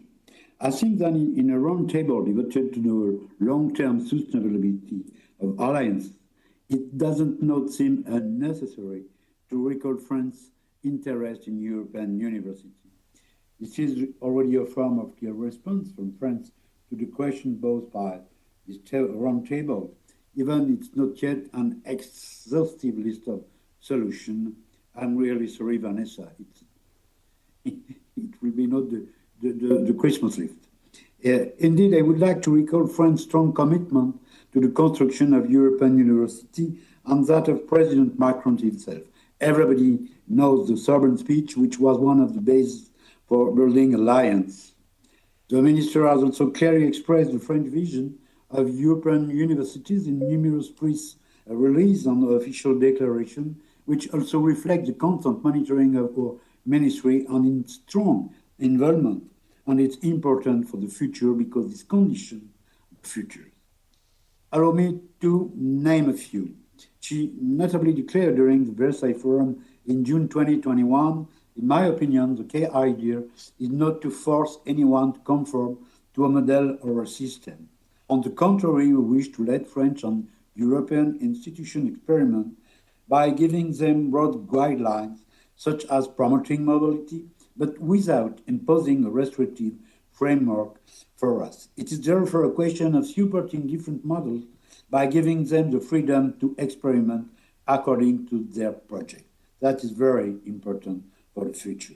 The Minister knows that there is no single model of alliance, no uniform normative rule, because the interests of institutions vary, and so do their international strategy. A variety of models often explained by the more or less strong integration strategy desired by the alliance partner, and it's sometimes so different. These are two very important factors to consider both by the state and by the European Commission. If we want the success of the alliance project, one of the positive points of European universities, thanks to their plurality, is their strong experimental dimension, and that is also very important for the future. For France, the alliance are not a simple additional international layer, but there are and must be a variation of the international strategy of an institution within the framework, of course, of concerted national and European strategy. For France, European universities are still a major element of the future European era of higher education and research, and you could be sure of that. In this context, the Minister agreed on July 12, 2023, to receive all the French presidents of institutions participating in an alliance, today 50, to present her vision to them and to urge their position on their proposal, because, as I mentioned, she is also convinced that there is no one model. This diversity and richness leads the ministry to follow the evolution of each alliance. So you can be convinced of the great attention paid by the Ministry of Higher Education and the Minister in particular to alliance with French partners and in particular to EC2U. The interest for your alliance is not a coincidence. It can be explained by several reasons, among them. First one, your alliance model. IQUAT is based on multidimensional integration strategy, producing synergy between education, research, and innovation, with the contribution of academic communities, students, teachers, researchers, staff, municipality, higher education, regulatory bodies, socioeconomic actors, and citizens. With universities that are very enthralled in their territory and the desire to build a unique partnership between universities, cities, and regional socio-economic players. And that also is very important for the future. On Friday, September 23, at the Barcelona Forum, organized as part of the Spanish presidency of the European Union, the minister once again affirmed her conviction that alliances are a major factor in the development of territorial innovation ecosystem. Quote here, I also see the support that alliances provide for the construction of efficient innovation ecosystem anchored in the territory and bringing together many actors, including socio-economic actors. Second one, the links to the question of the ecosystem, your ambition, and in particular, the close links that you want to create or develop with the societies and citizens of your territory. I quote you again, create a free movement of people and ideas between the 6 universities and the associated cities on a model of openness which will contribute to overcoming preconceived ideas of regional and national identities and to create a united and stronger Europe. You wish to strengthen European identity and citizenship and thereby the close link that you have been able to create with the society and citizens of your territory. An ambition once again shared by the minister. I quote her again in their speech in Barcelona. The objective of the university is also to bring Europe closer to citizens, while placing emphasis as much on research as on the social dimension of universities, European institutions, and the international influence of French and all European higher education institutions beyond the border of Europe.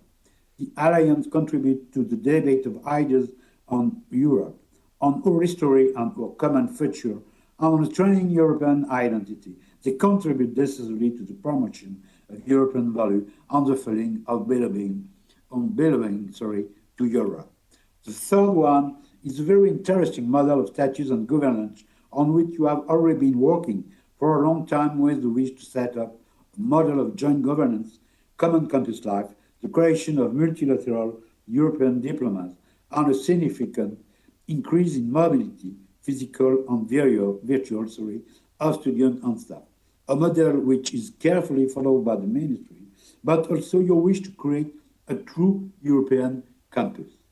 The first one, your wish to fully integrate students into your project, to be attentive to student concern, suggestion and creativity at the forefront of this initiative, and to listen to the voice of the student, as this forum again shows with the session dedicated to them. The minister is also very, very sensitive to it. The fifth one, your free, sustainable and intentional terms in response to the major societal challenge of our time. Develop quality education that promote multilingualism. It's so important for the minister, and access to education for greatest number of people, of course. Make society more inclusive, safe, resilient and sustainable, particularly in cities. Enable everyone to live in good health and promote the well-being of all at all age. Finally, your interest in digital tools for educational innovation and to facilitate research process and cooperation, which you desire develop a set of online tools and research. The minister is also very sensitive to it and for the future of the Alliance. Among the concrete proof of France's interest in Alliance, I cannot obviously forget the financial support provided to the French institution and maybe give some information for the future. Thus, nearly 30 million euros were allocated as part of the French 2030 plan to the 21 French universities partnering with the new alliance of created during Cold Free of 2022.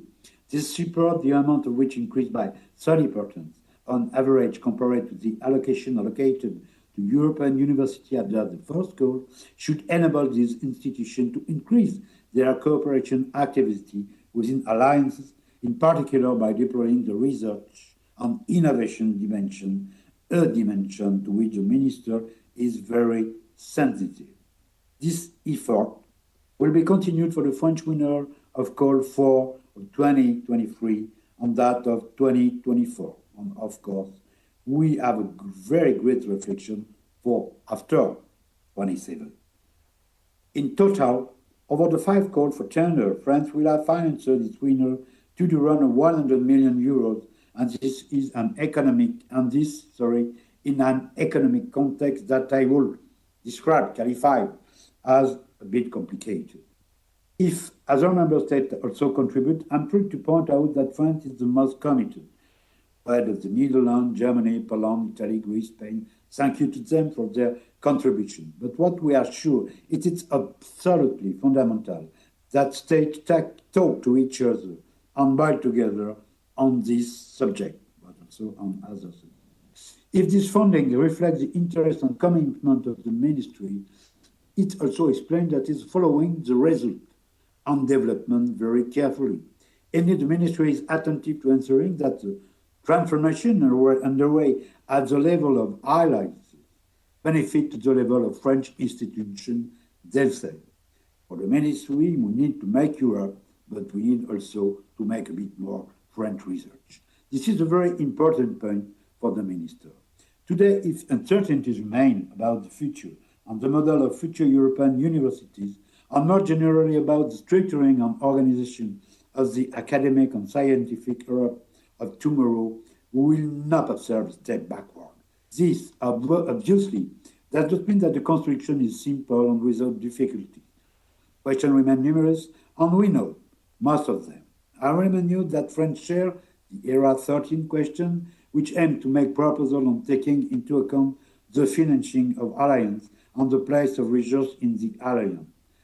She also participated very actively in the PLA Investment Pathway Working Group, whose central questions are quite similar, particularly with regard to the financing of it. But in any case, the French did not decide alone. It's, of course, a negotiation with the different countries. The French ministry is receiving these two working groups Monday, Tuesday, and Wednesday, as you said a few minutes ago, Ludovic. This is why I cannot be with you today. Furthermore, this question go far beyond the framework of alliance. They refer to the question of the future of the European research area, and in this context, the role that alliance can and must play there. This question also concerns other older and highly developed collaboration networks. We know today that research is not yet always, sometimes, very strongly developed in alliance. It is obviously essential to progress in this area, but I do not believe that we can limit ourselves to building with alliance alone on this subject, at least in the short term. Question is always the same: what's the rule for the alliance in the future of the European research and higher education area? In all cases, it will be necessary to share work in partnership, converge, push this learning of mutual practice, facilitate the exchange and sharing of practice, as you said, Vanessa. This is an essential approach to building the European research area and European higher education.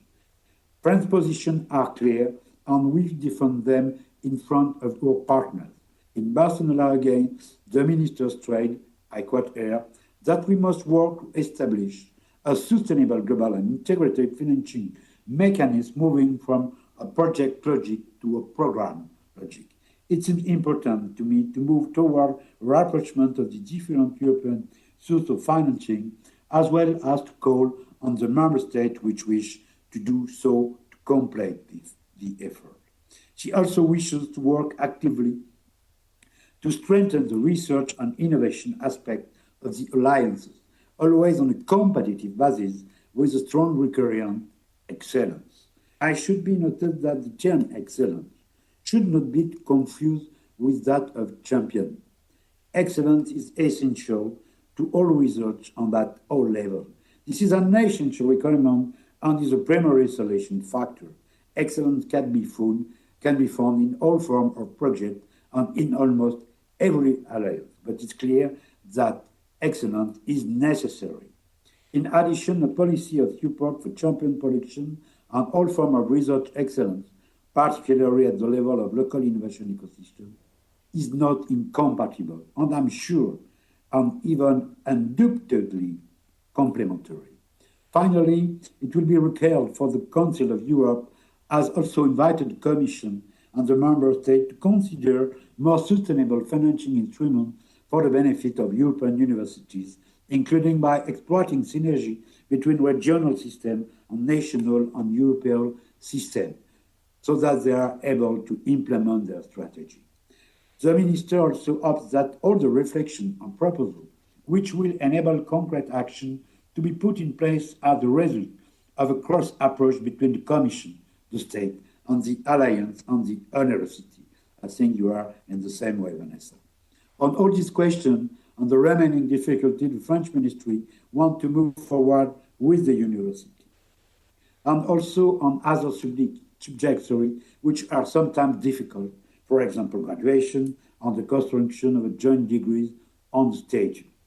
It's why the ministry will organize a working seminar at the ministry in December with all French institutions that are members of an alliance to take stock and analyze the proposals made by the alliance in responding to calls for tender for labeling and status, so that the ministry will propose solutions at the level of the Commission and in negotiation with the state. In conclusion, I would like to emphasize that if today the European universities are a factor of and a strong enthusiasm in the institution, sometimes in the state, in any case for the French state, achieving their development cannot be achieved without a strong political commitment from the head of universities, rector, and president. It's why I would like to thank, of course, the president of the University of Poitiers, dear Virginie Level, dear Ludovic also, I know what you do, for their personal and strong involvement, but also the president and rector of the EC2U Alliance and all your team that support you in this exciting but also tiring and time-consuming adventure. Thank you so, Vanessa, because it's so easy to work with you and you are so open for our proposition. Thank you all for building the Europe that children will do. I'm sorry I can't stay with you more long time. Investment pathway of Vanessa wait for me, and I need to go now again. Thank you for your attention, and I wish you a very fruitful day of work and exchange. Bye-bye. See you again. Thank you very much. Thank you, Jacques. Probably, indeed, there will be many comments back a bit later in the discussion, but I have to admit, and I'm pretty sure that my colleague Isabella will agree that in France we have been indeed particularly lucky to have a very strong and without any ambiguity support from our government to provide us in particular already some significant co-funding during the pilot phase, and of course we hope this will continue, but here I'm starting to make my Christmas wish list. Thank you very much, Jacques. So now I would like... Thank you for your work. I would like now to that we move to another perspective, which is, let's say, another type of networks, the more, let's say, classical, large-scale networks. And of course, for me in particular, but let's say for us as EC2U, it would have been surprising to not then turn our eyes to the Coimbra Group, because we are very involved in this European and actually long-standing network. So it's a pleasure to have you here, Emmanuel. So please, the floor is yours for your viewpoints and reflections. Thank you very much, Ludovic, and good afternoon to all, also to my colleagues in the virtual screen. So Coimbra Group, we've been a major actor of the co-creation of the European Universities Initiative. We immediately saw the opportunity for our members. So since the design phase, we engaged with the European Commission, with the member states in the co-creation process. And now that we are in the roll-up phase, our engagement has not changed. We have now 35 out of our 40 member universities that are engaged in alliances. And this means that when we are consulted or when we want to influence the future of the European Universities Initiative, of course we speak in the interest of almost all our members. So this is really quite a significant change in the past 5 years for our own network as well, having most of our members engaged in this initiative. We are also associated partner to 5 alliances, and including the EC2U alliance. So this means that we are also quite connected to a diverse set of alliances and quite aware of their challenges, but also of all their outcomes. And when it comes to the long-term sustainability of the alliances, you may be surprised, but this is a topic that we addressed already in 2021. We often try to be quite front-runners in addressing with our members topics that emerge in the future. So the year before we had addressed the joint European degrees, but in 2021, so you see we were quite innovative also at that time. But about the long-term sustainability, I'm very much aligned with Vanessa when she started talking about the what and the why before talking maybe about the how, because indeed we need to remember, and you know this much better than me because it's your everyday job, but when we talk about the European Universities Initiative, it's talking about an initiative that has quite an exceptional nature. Never before or never after 1987 and the launch of the Erasmus program, we had seen such an enthusiasm in the university community.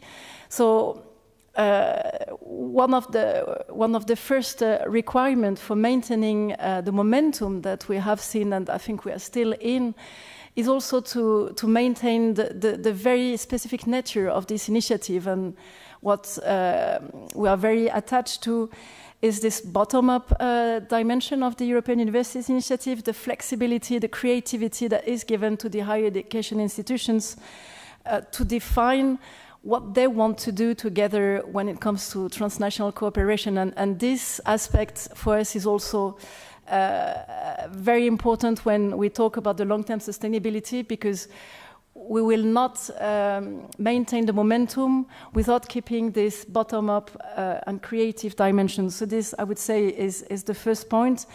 And this is related to the purpose. So this flexibility approach, this bottom-up approach, is what will allow the different alliances to remain single, to remain specific, and this means that they will remain meaningful for their member institutions, but also meaningful for the academic staff, for the administrative staff that are engaged in this. Because you all know that working for the alliance means extra hour, extra engagement. And if it's not meaningful for the institution, there's no long-term future. A second aspect is about the scalability of the different joint initiatives that are developed at the level of the alliances. And this means that in the long term, we will need to be careful about that aspect, about the buy-in from the academic community, also from the student communities, and this will go through the scaling up of what you are currently doing in specific interdisciplinary fields, at specific levels of education or in specific research areas. It means being careful about not limiting the transformation to localized, I would say, transformation, but really aiming also not only for the funding, but aiming also for quite holistic and systemic institutional transformations.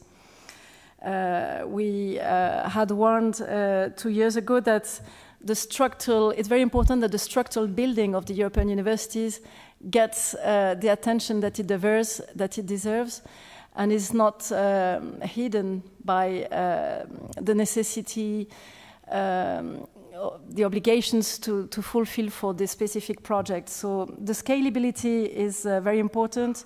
The capacity of the alliances to have a multiplier effect within the institutions and across the different institutions that form them.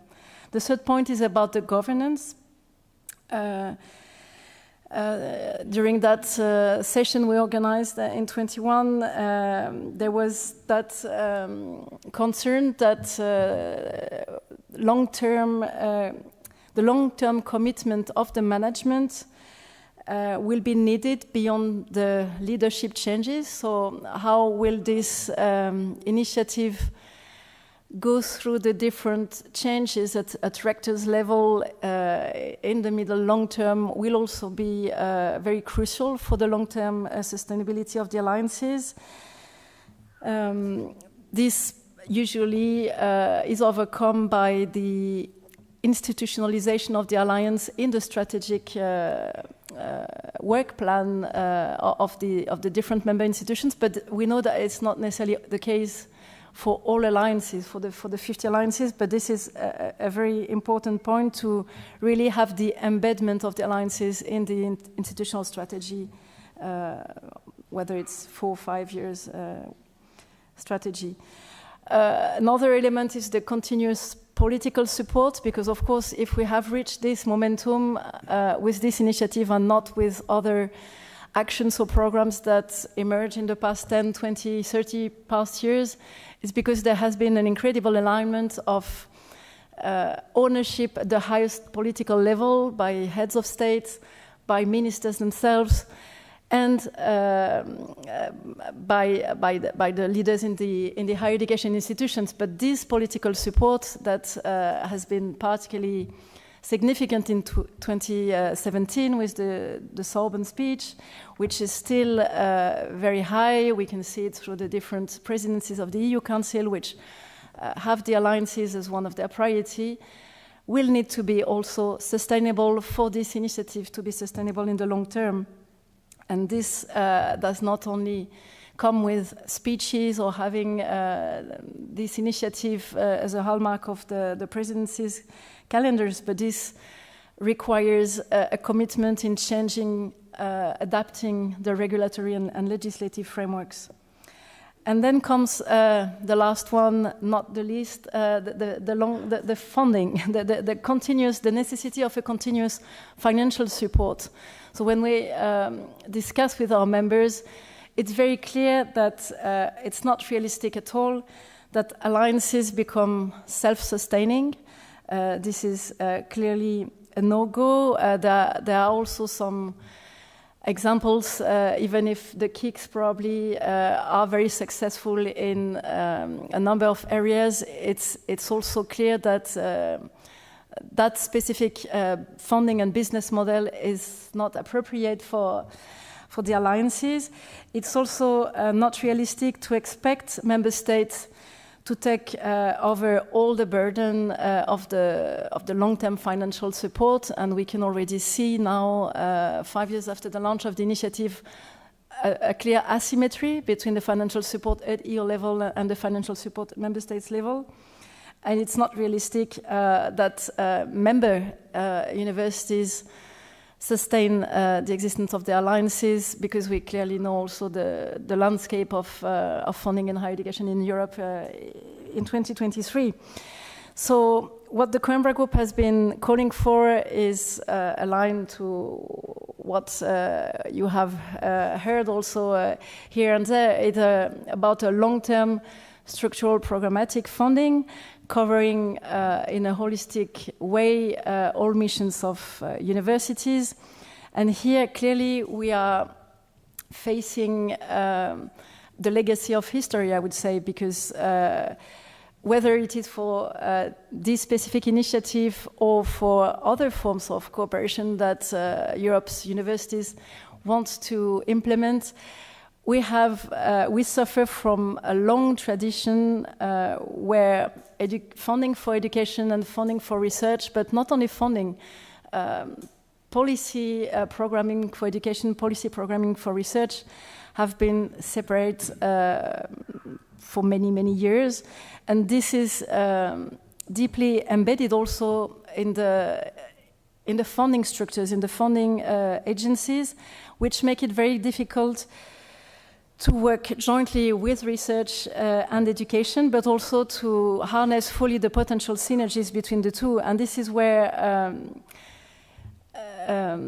the alliances that have been designed as test beds for new innovative approaches across all these dimensions are faced with a clear problem, because as you have explained also, Vanessa, the structure of the programs currently existing do not allow this long-term programmatic approach. It seems the legislation, so the EU treaties also have also been drafted in a way that funding for research is defined in a way that is different than the funding for education, which remains the competence of the member states.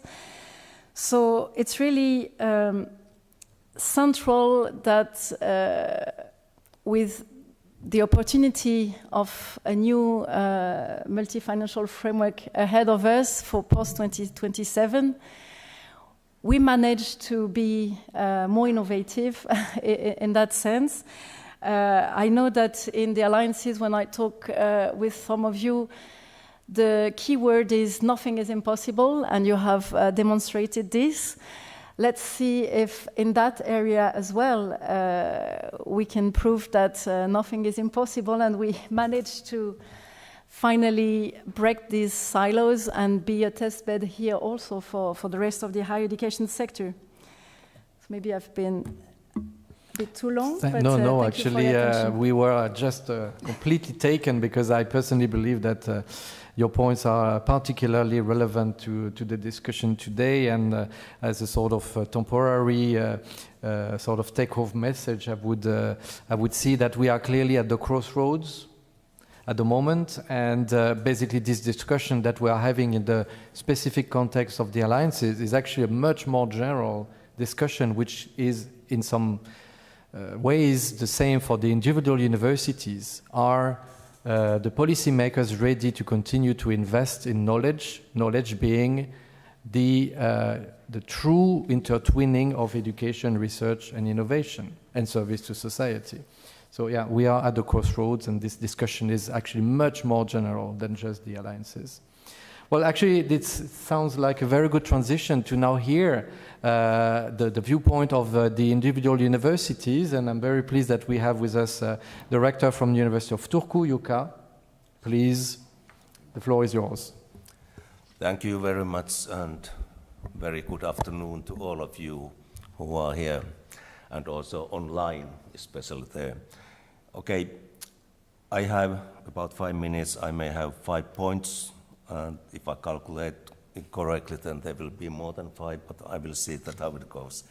And I will quote to some extent that all the alliances made a statement, and it was also a press release, because not just saying the same things, but then representing universities, representing rectors of the universities. Well, not all of us, there are quite many universities in Europe alone, but then still to some extent what we may feel the same way, what we see the same way, as there is already the plans by the Commission, and what Vanessa especially said in the beginning, but also how we have seen it already, like Coimbra Group, but also the other university associations have made pretty much the same kind of approaches and same kind of statements. So there's a lot in agreement, but there may be some sort of questions or even concerns that how it will be developed in the long run.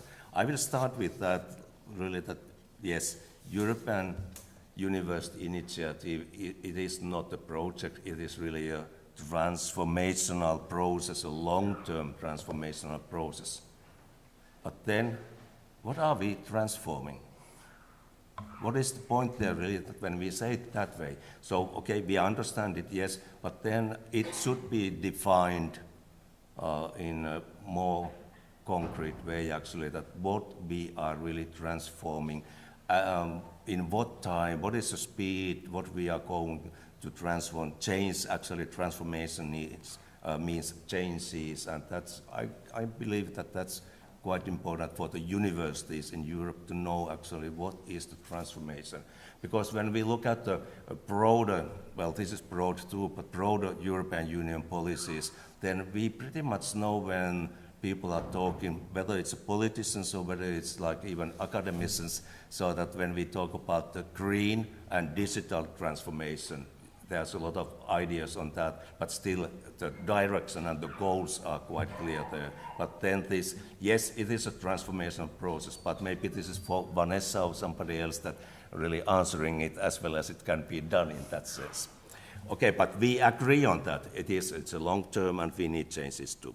Okay, but then for being a long-term process, we should be able to show concrete success stories or concrete results already now in order that we are gaining the acceptance, also the political acceptance, but maybe also the funding acceptance in member states, but also in the European Commission level, but then maybe also that there could be some other sources of funding, even from the private sector, because we are looking for different kind of partners to our alliances, and that could be one area. And I don't know how much it is already sort of studied, what could be possible in the longer term, but also how much it will be accepted when we are talking about these policies, that they are usually, when we talk about education and like European education area, they are mainly on the public side more. But that's something additional to think about it.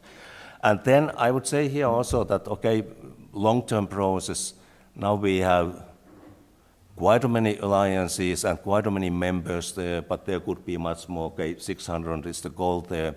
But then how much we have collaboration between alliances? Now we talk, it's very good to have this collaboration within an alliance, but then how much we are aiming at having it really between alliances, because that may be needed there. And well, okay, we may even compete a little bit. At a certain level of competition is always good, but then that how much collaboration there could be. So that's success stories, concrete ones, and well, we can say from EC2U that we can show those success stories And they are, whether it's master degree programs, whether it's virtual institutes, whether it's our own digital engagement and also achievements.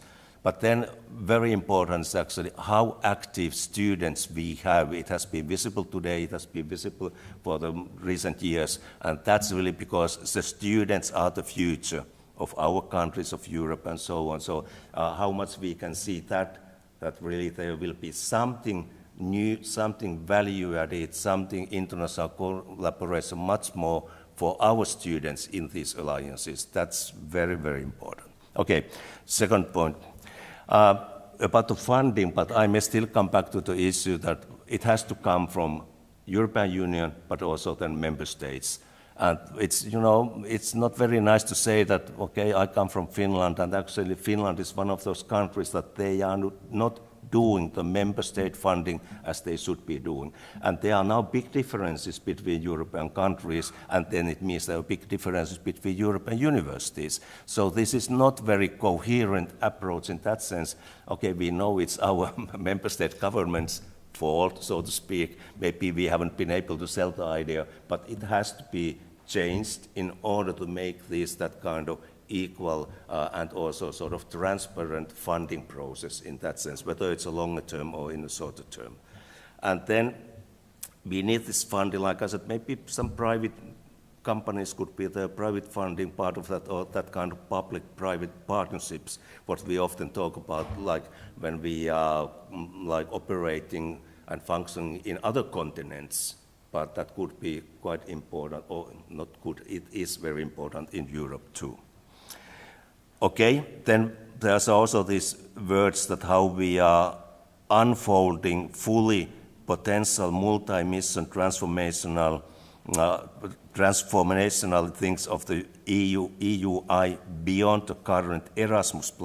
That's actually one question there already, what I said, what is the transformation from Erasmus+ and to this long-term process, really what we are now aiming at.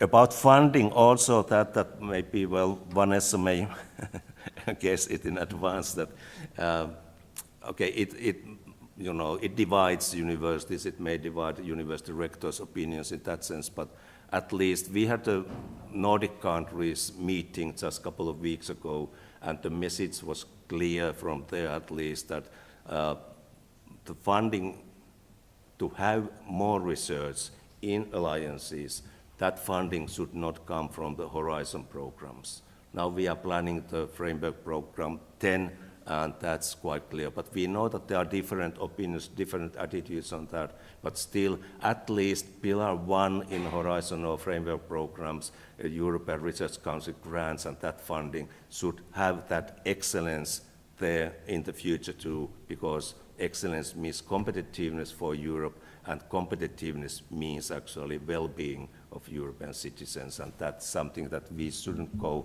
that way. We should find some different funding for this, that all universities are working on research, on education. It should be part of the alliances. It is because the universities are there, but maybe some value added on that combination or collaboration between research and then education. Okay, then one more is that it's clear that all the alliances, they actually need more sort of stakeholders or partners.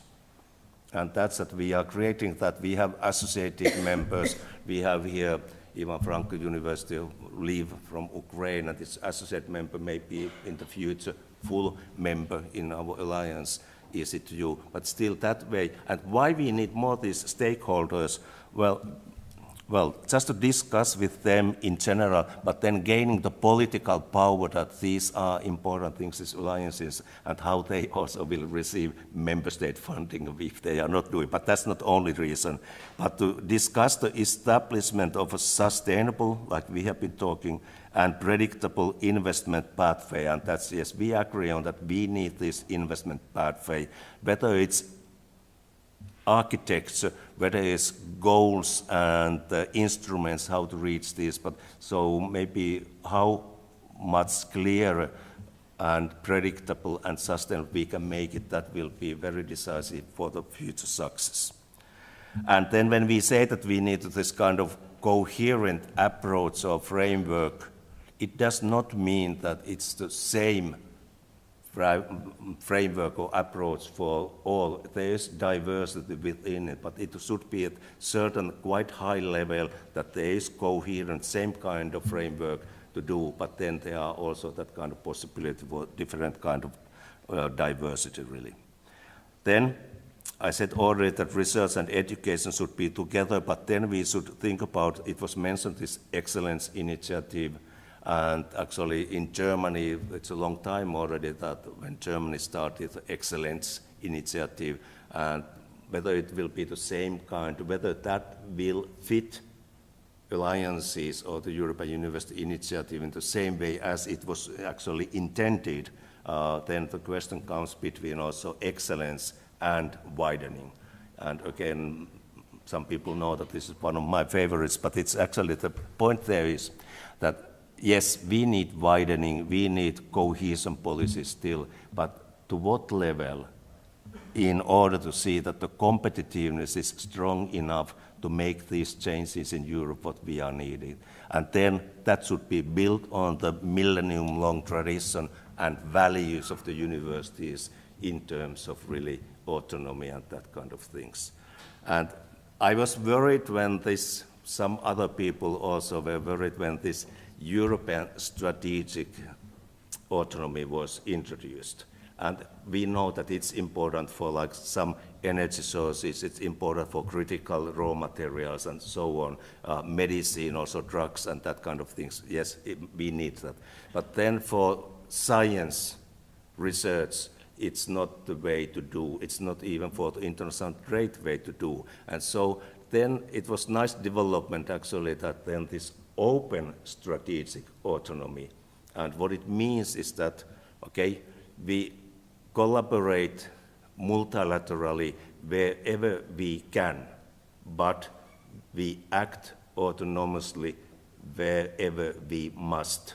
And that's, it makes it clearer, and then it's easier to accept. But still, to ending here, it's that why it was sort of that strategic autonomy, and we are just working with European universities. It's important, it's very good, but these alliances should be opened, and we need more other international partners to come there, because just for the reason that science is free, science is borderless, and then that's what we have to do also here. That may be the transformation for the next years or decade. Thank you very much. Thank you.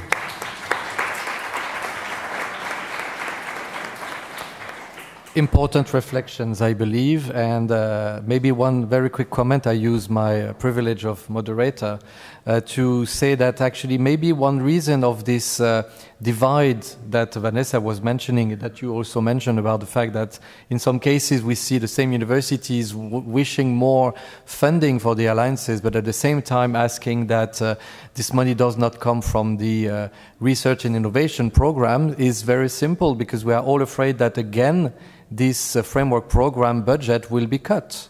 So basically we want to safeguard also some money for the research and innovation. But on my wish list for Christmas, I can add that actually we would like to see maybe that the FP10 budget is doubled. And I'm pretty sure that in that case, everybody would be happy that there is also support to alliances from the FP10. Let's hope Santa is listening to us. Let's move now to the viewpoint from the alliance coordinators, and I'm happy first to give the floor to Isabella, and then Olga, you will be the last but not least. Isabella. Yes, thank you, Ludovic. Again, welcome. Hello, I'm Isabella Peaizelt, and I'm the Executive Director for Smart Urban Coastal Sustainability European University. I'm afraid a lot of statements that I make will resonate with already ideas that have already been presented here. So I might use a different wording, but I think the general ideas are more or less aligned. So I will also start with some general political reflections on the investment pathway that have already been presented in an input or a position paper on the investment pathway that the directors of the governing board of EU Connexus has sent to the Commission. And I will sort out these 3 points where I already mentioned getting out of the program logic. I will maybe want to get out even more. And the second point would be we are an institution building process. So this would be my answer to the question of Mrs. Gardan when she said, the answer for Yuka Koller when he asked what will be transformed. For us, it is the institutional identity that will be transformed. And the third point will be based on these 2 points, getting out of the program logic and we are in an institution building process. We need this multi-layered economic model. And here I might go even a little bit further than the speakers before, the proposition from EU Connexus. So the first point, yes, when we say we want to get out of the project logic at an alliance project level, we would also like to go out of this Erasmus program plus program logic. I think this is necessary for the further sustainability and also for all this what we said about transversality, complementarity, holistic approach. The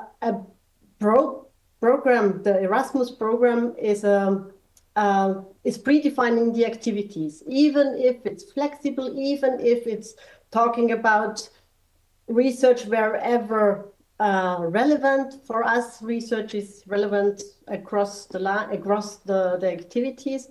So in a more structural viewpoint, structure defines action, but for our piloting and experimenting, we need action to define structures. So we need to get out of this Erasmus Plus project action. It was the perfect impetus for this initiative, but now we need to go a step further. So this is this first point about. Also with this goes the need that the policymakers overcome this education-only view of alliances. From an outside perspective, a lot of stakeholders or people who hear from European University Alliance, yes, this is Erasmus Plus, this is education. We have nothing to do with it. So this must be, we must get out of this discourse. This will also need this is connected to the synergy discussion. When we always ask for synergy of funding programs, we need the synergy of at the policy making level. So we are when policymakers sign in from all different aspects, this is in this comprehensive political initiative, and this is what you said, Vanessa. We need to convince policymakers that they see the contributions of the European University Initiative on their specific policy objectives. So this will be this is not done from today to tomorrow, but this should be a challenge that we should take on very concretely. And maybe there is a window of opportunity. Ludovic talked about crossroads. Maybe, yes, there is a window of opportunity for reaching these other actors or these other policymakers out of the education or not so familiar with the education domain area, so that we can reach this goal of transcending the program logic. For the second point, the institution building, maybe it's not true for all the alliances. I must say that but I know that there is a significant group among the alliances that want to, and the EU Connexus is one of them, that has embarked on this institution building process. We have defined the missions and we create an institutional strategic program together. We are setting up these transversal and transnational operational structures. So we are an transnational institution in the making. And this objective, this finalité, needs first also to be recognized politically. So the implications of transnational institution buildings are certainly very, very complex and very broad. And member states have to see that, what kind of objects are created here. And they need to commit to use their regulatory competency in the education field and make these institutions really work. And there are a lot of initiatives ongoing on the European degree level, and there is also will visible to do there. But I think the experimental room for alliances in national legislations might open up further, might need open up further.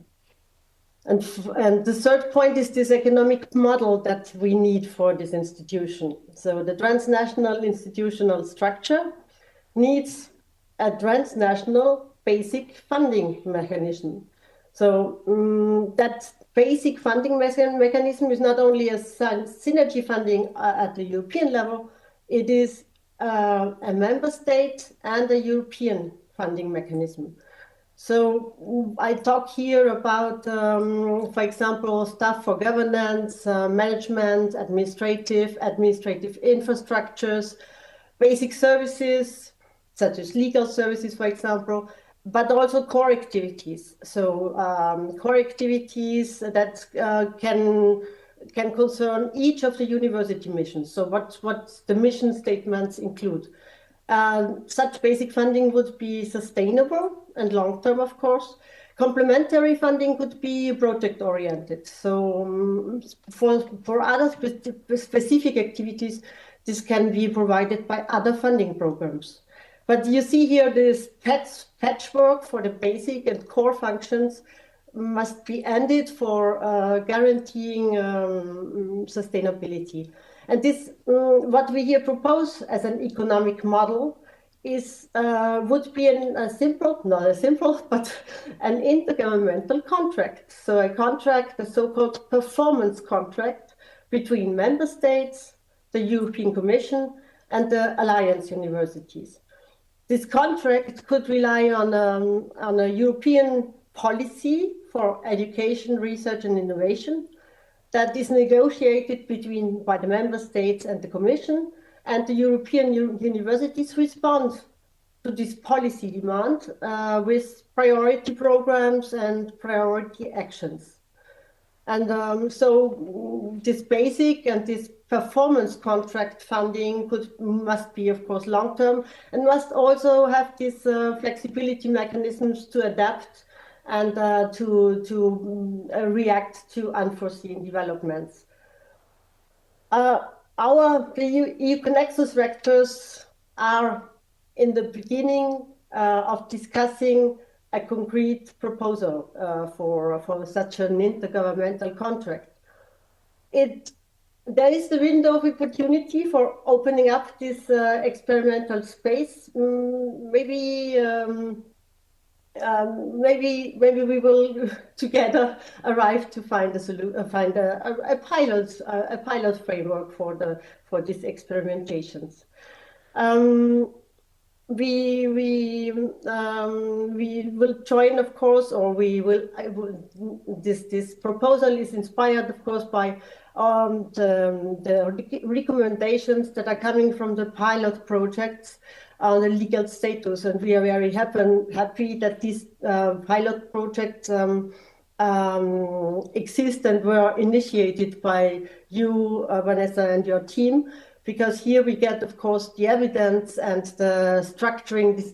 The discussions is more structured because of this evidence that these projects provide, and it's also very important and insightful to participate as associate partner in the EC2U project on the legal status. And I thank also Olga that the transparency of the project implementation is full of inspiration for our discussion. I think my time is up. Yeah. Thank you very much. Thank you very much, Isabella. And I think it was interesting to hear this multi-scale, multi-fold approach to sustainability. I think it's really adding up to the discussion today. Thank you very much, Isabella. Now, Olga, please, floor is yours for your reflections as well as a sister alliance. Thank you so much for having me, and thank you so much for inviting us to dream out loud. What do we want for the future? I think Christmas time is also a moment to count your blessings, and maybe I want to start with that because actually I think we can also be very happy with the super strong support of the Erasmus program so far. I think it's quite unique that there are such big support for projects that are rather new, but there is a super strong commitment. There's a strong commitment also from member states. So of course we would rather see greater commitment, but almost all member states are providing national support. And I think that is also a real success story of the European Universities Initiative. But of course we can highlight some countries with even bigger support, like France, also now coordinating this mutual learning exercise to get more similar national support structures. We had a big successful forum in Spain only a few weeks ago in Barcelona, and I think that also really shows the strong support of Spain. So that's about counting our blessings. And also I want to thank Vanessa in this respect for the open dialogue with the European Commission, that they sent us a draft investment pathway, asked us for our reflections. I really like this way of working, that we really work together in that sense. But we were asked to also dream out loud. And there, if I can be very bold and really dream out loud, I would like to go beyond the project approach for funding, because alliances, they are not a project. And to stick in this apply, evaluate, execute, report, if you stick in this routine, it's really hard to build a long-term European University Alliance, a transnational institution. As Isabella mentioned it, this is also an ambition of EC2U, and it simply doesn't fit with this project-based funding approach. Another dream I would have is a programmatic, some say, or a block funding initiative, and I know this is really complex, but if we would have a single European instrument that support all missions of European University Alliances, so education, research, innovation, and engagement with society, in a single instrument to fund, indeed, like Isabella mentioned, this core activities of the Alliance, I think that would be ideal. But I said this is indeed maybe a bit too ambitious, because if I look what is going on, what is being discussed, for example, in the ERA Action 13 group, and there I would like to thank Emmanuelle, because she's actually chairing this group, co-chairing with France. She's doing a great job there. We see indeed that these discussions are really hard. So asking for top-up funding from Horizon Europe for the initiative to fund our research dimension, it's not a given. We need to convince, first and foremost, the member states. So I think all alliance partners have a big role to play here. And I think there is also maybe some confusing, and here I think that makes it interesting. And I don't completely agree with Coca-Cola, because he also mentioned, should the support come from Horizon Europe, yes or no? I think there is a difference we must make. Support for research, for example, the first pillar of Horizon, supporting fundamental research, supporting researchers. I think that's maybe not the core activity of alliance activities. I think it's more about the capacity building, the frameworks to do research. And I think their alliances are perfectly based to make a change in Europe and to make the research area more competitive.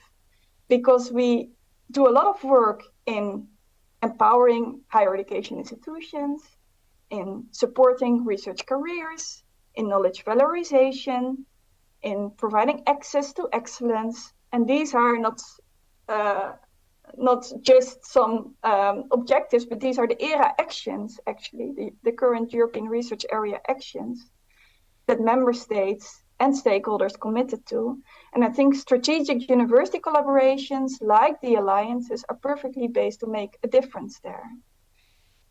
And then indeed, because I'm also part of this ERA Action 13 subgroup, and I hear other stakeholder organizations representing universities saying, okay, but Horizon Europe should stay open and competitive, and it's really dangerous to ring-fence funding to groups like European University Alliances. But I also believe alliances are not afraid of competition, and such funding can be open and competitive and also open for other strategic university collaborations, as long as there is funding in place and there is a real possibility for alliances also to get this funding. It is okay that this funding is maybe open and competitive, but right now I don't see this funding opportunities being there, and we have a full-time funding advisor we hired in EC2U University. So every day she wakes up with the core mission to get funding, also research funding into EC2U University, and it's just a very tough job. We were also not successful in the European Excellence Initiative, unfortunately. So our SWAS project, which was very successful, will come to an end, and we have our best people there. We invested a lot of funding there, and I really believe there are some nice results, but it's very unfortunate there will be no continuation of this activity. Then very brief, because I know time is up, I want to thank Ludovic also for our great collaboration in the 4EU networks. And we also delivered a joint position of all alliances on the investment pathway, because there is a big worry amongst all 50 alliances for the need of holistic, sustainable and predictable funding. And we are also working on a much bigger statement or input on to explain where does education and research actually come together in alliances. Because the question is maybe not how to fund education and research, but I think the question is more, how can we not fund the two? Because the activities on the ground are actually very much interlinked, and we will publish a paper very soon providing more examples and details on this. Let me see, I think I covered all my points. No, one final point, and maybe even the most important one. EC2U also has a statement on the investment pathway. You can find it online. I think there are very novel things in there. For example, the need for an exit strategy. What if alliances are simply not performing? Because accountability is simply very important. If you want predictability, you also need to discuss an exit strategy. And a more innovative way of funding alliances instead of funding. We are the biggest alliance with 14 partners, but instead of funding, is linked to the amount of partners, link funding maybe to the ambition, and it is linked to what Isabella said, that there is this core funding in place, and then there is project funding on top of this that's linked to the ambition of the alliances. Ludovic, back to you.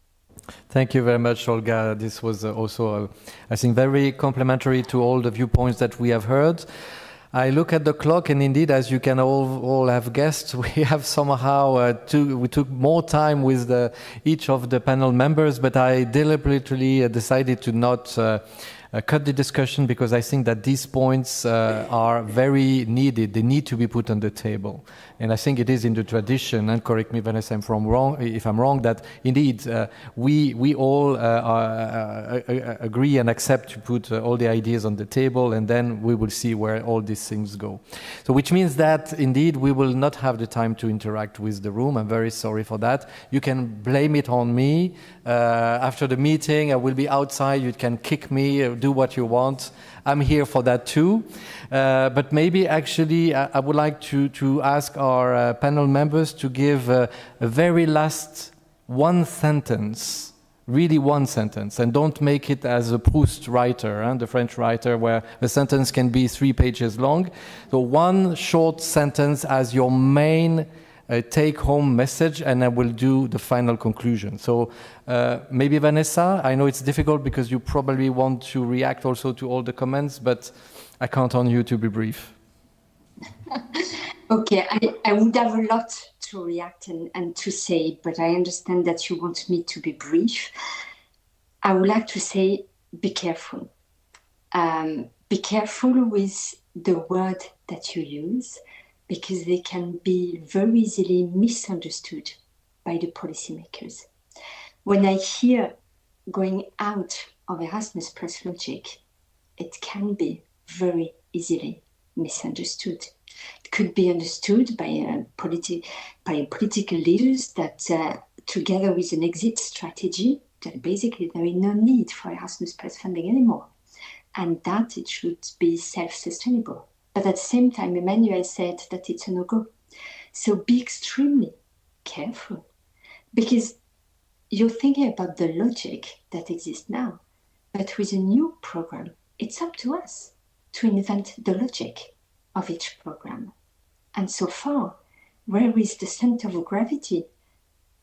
So we need to be careful. We need to dream big and fully agree. And we need to agree on the content, on what we want to achieve. And here we could see between different panelists that there is still a lot of discussions to go to come to a joint agreement. And once we have an agreement on the content, on what we want to do, on all the different missions, then we can discuss the how. But do not jump on the how too quickly, because it may lead to wrong conclusions. Thank you. That was a pretty long sentence, but I think it was worth. Thank you very much. I think it was good to hear also your warning messages, because indeed it's important to hear how all these discussion can be understood and felt by the different parties. I think it's important, and we take it as a good advice. But now let's move back to this one sentence challenge, if I may ask. Emmanuel? So maybe let's wish Vanessa for maybe one day having a very open call where universities would apply with their proposals, and that's all. And then after the during the selection process, the staff from the Commission then is in responsibility of finding which is the best funding instrument for this or that proposal. But once the proposal is assessed as being positive and with lots of potential, it's not on the responsibility of the applicant to identify which is the best funding instrument. It would be like a one-stop shop call, and it's on the Commission's responsibility to identify which is the best funding instrument behind the door. Well, you've been clearly beyond one sentence, but because it was interesting, you were allowed. Yuka, one sentence. Okay, figuring it out. Okay, yes, thank you very much. Okay, I say it this way, that yes, we need European University Initiative, we need these alliances, and it has been the goal.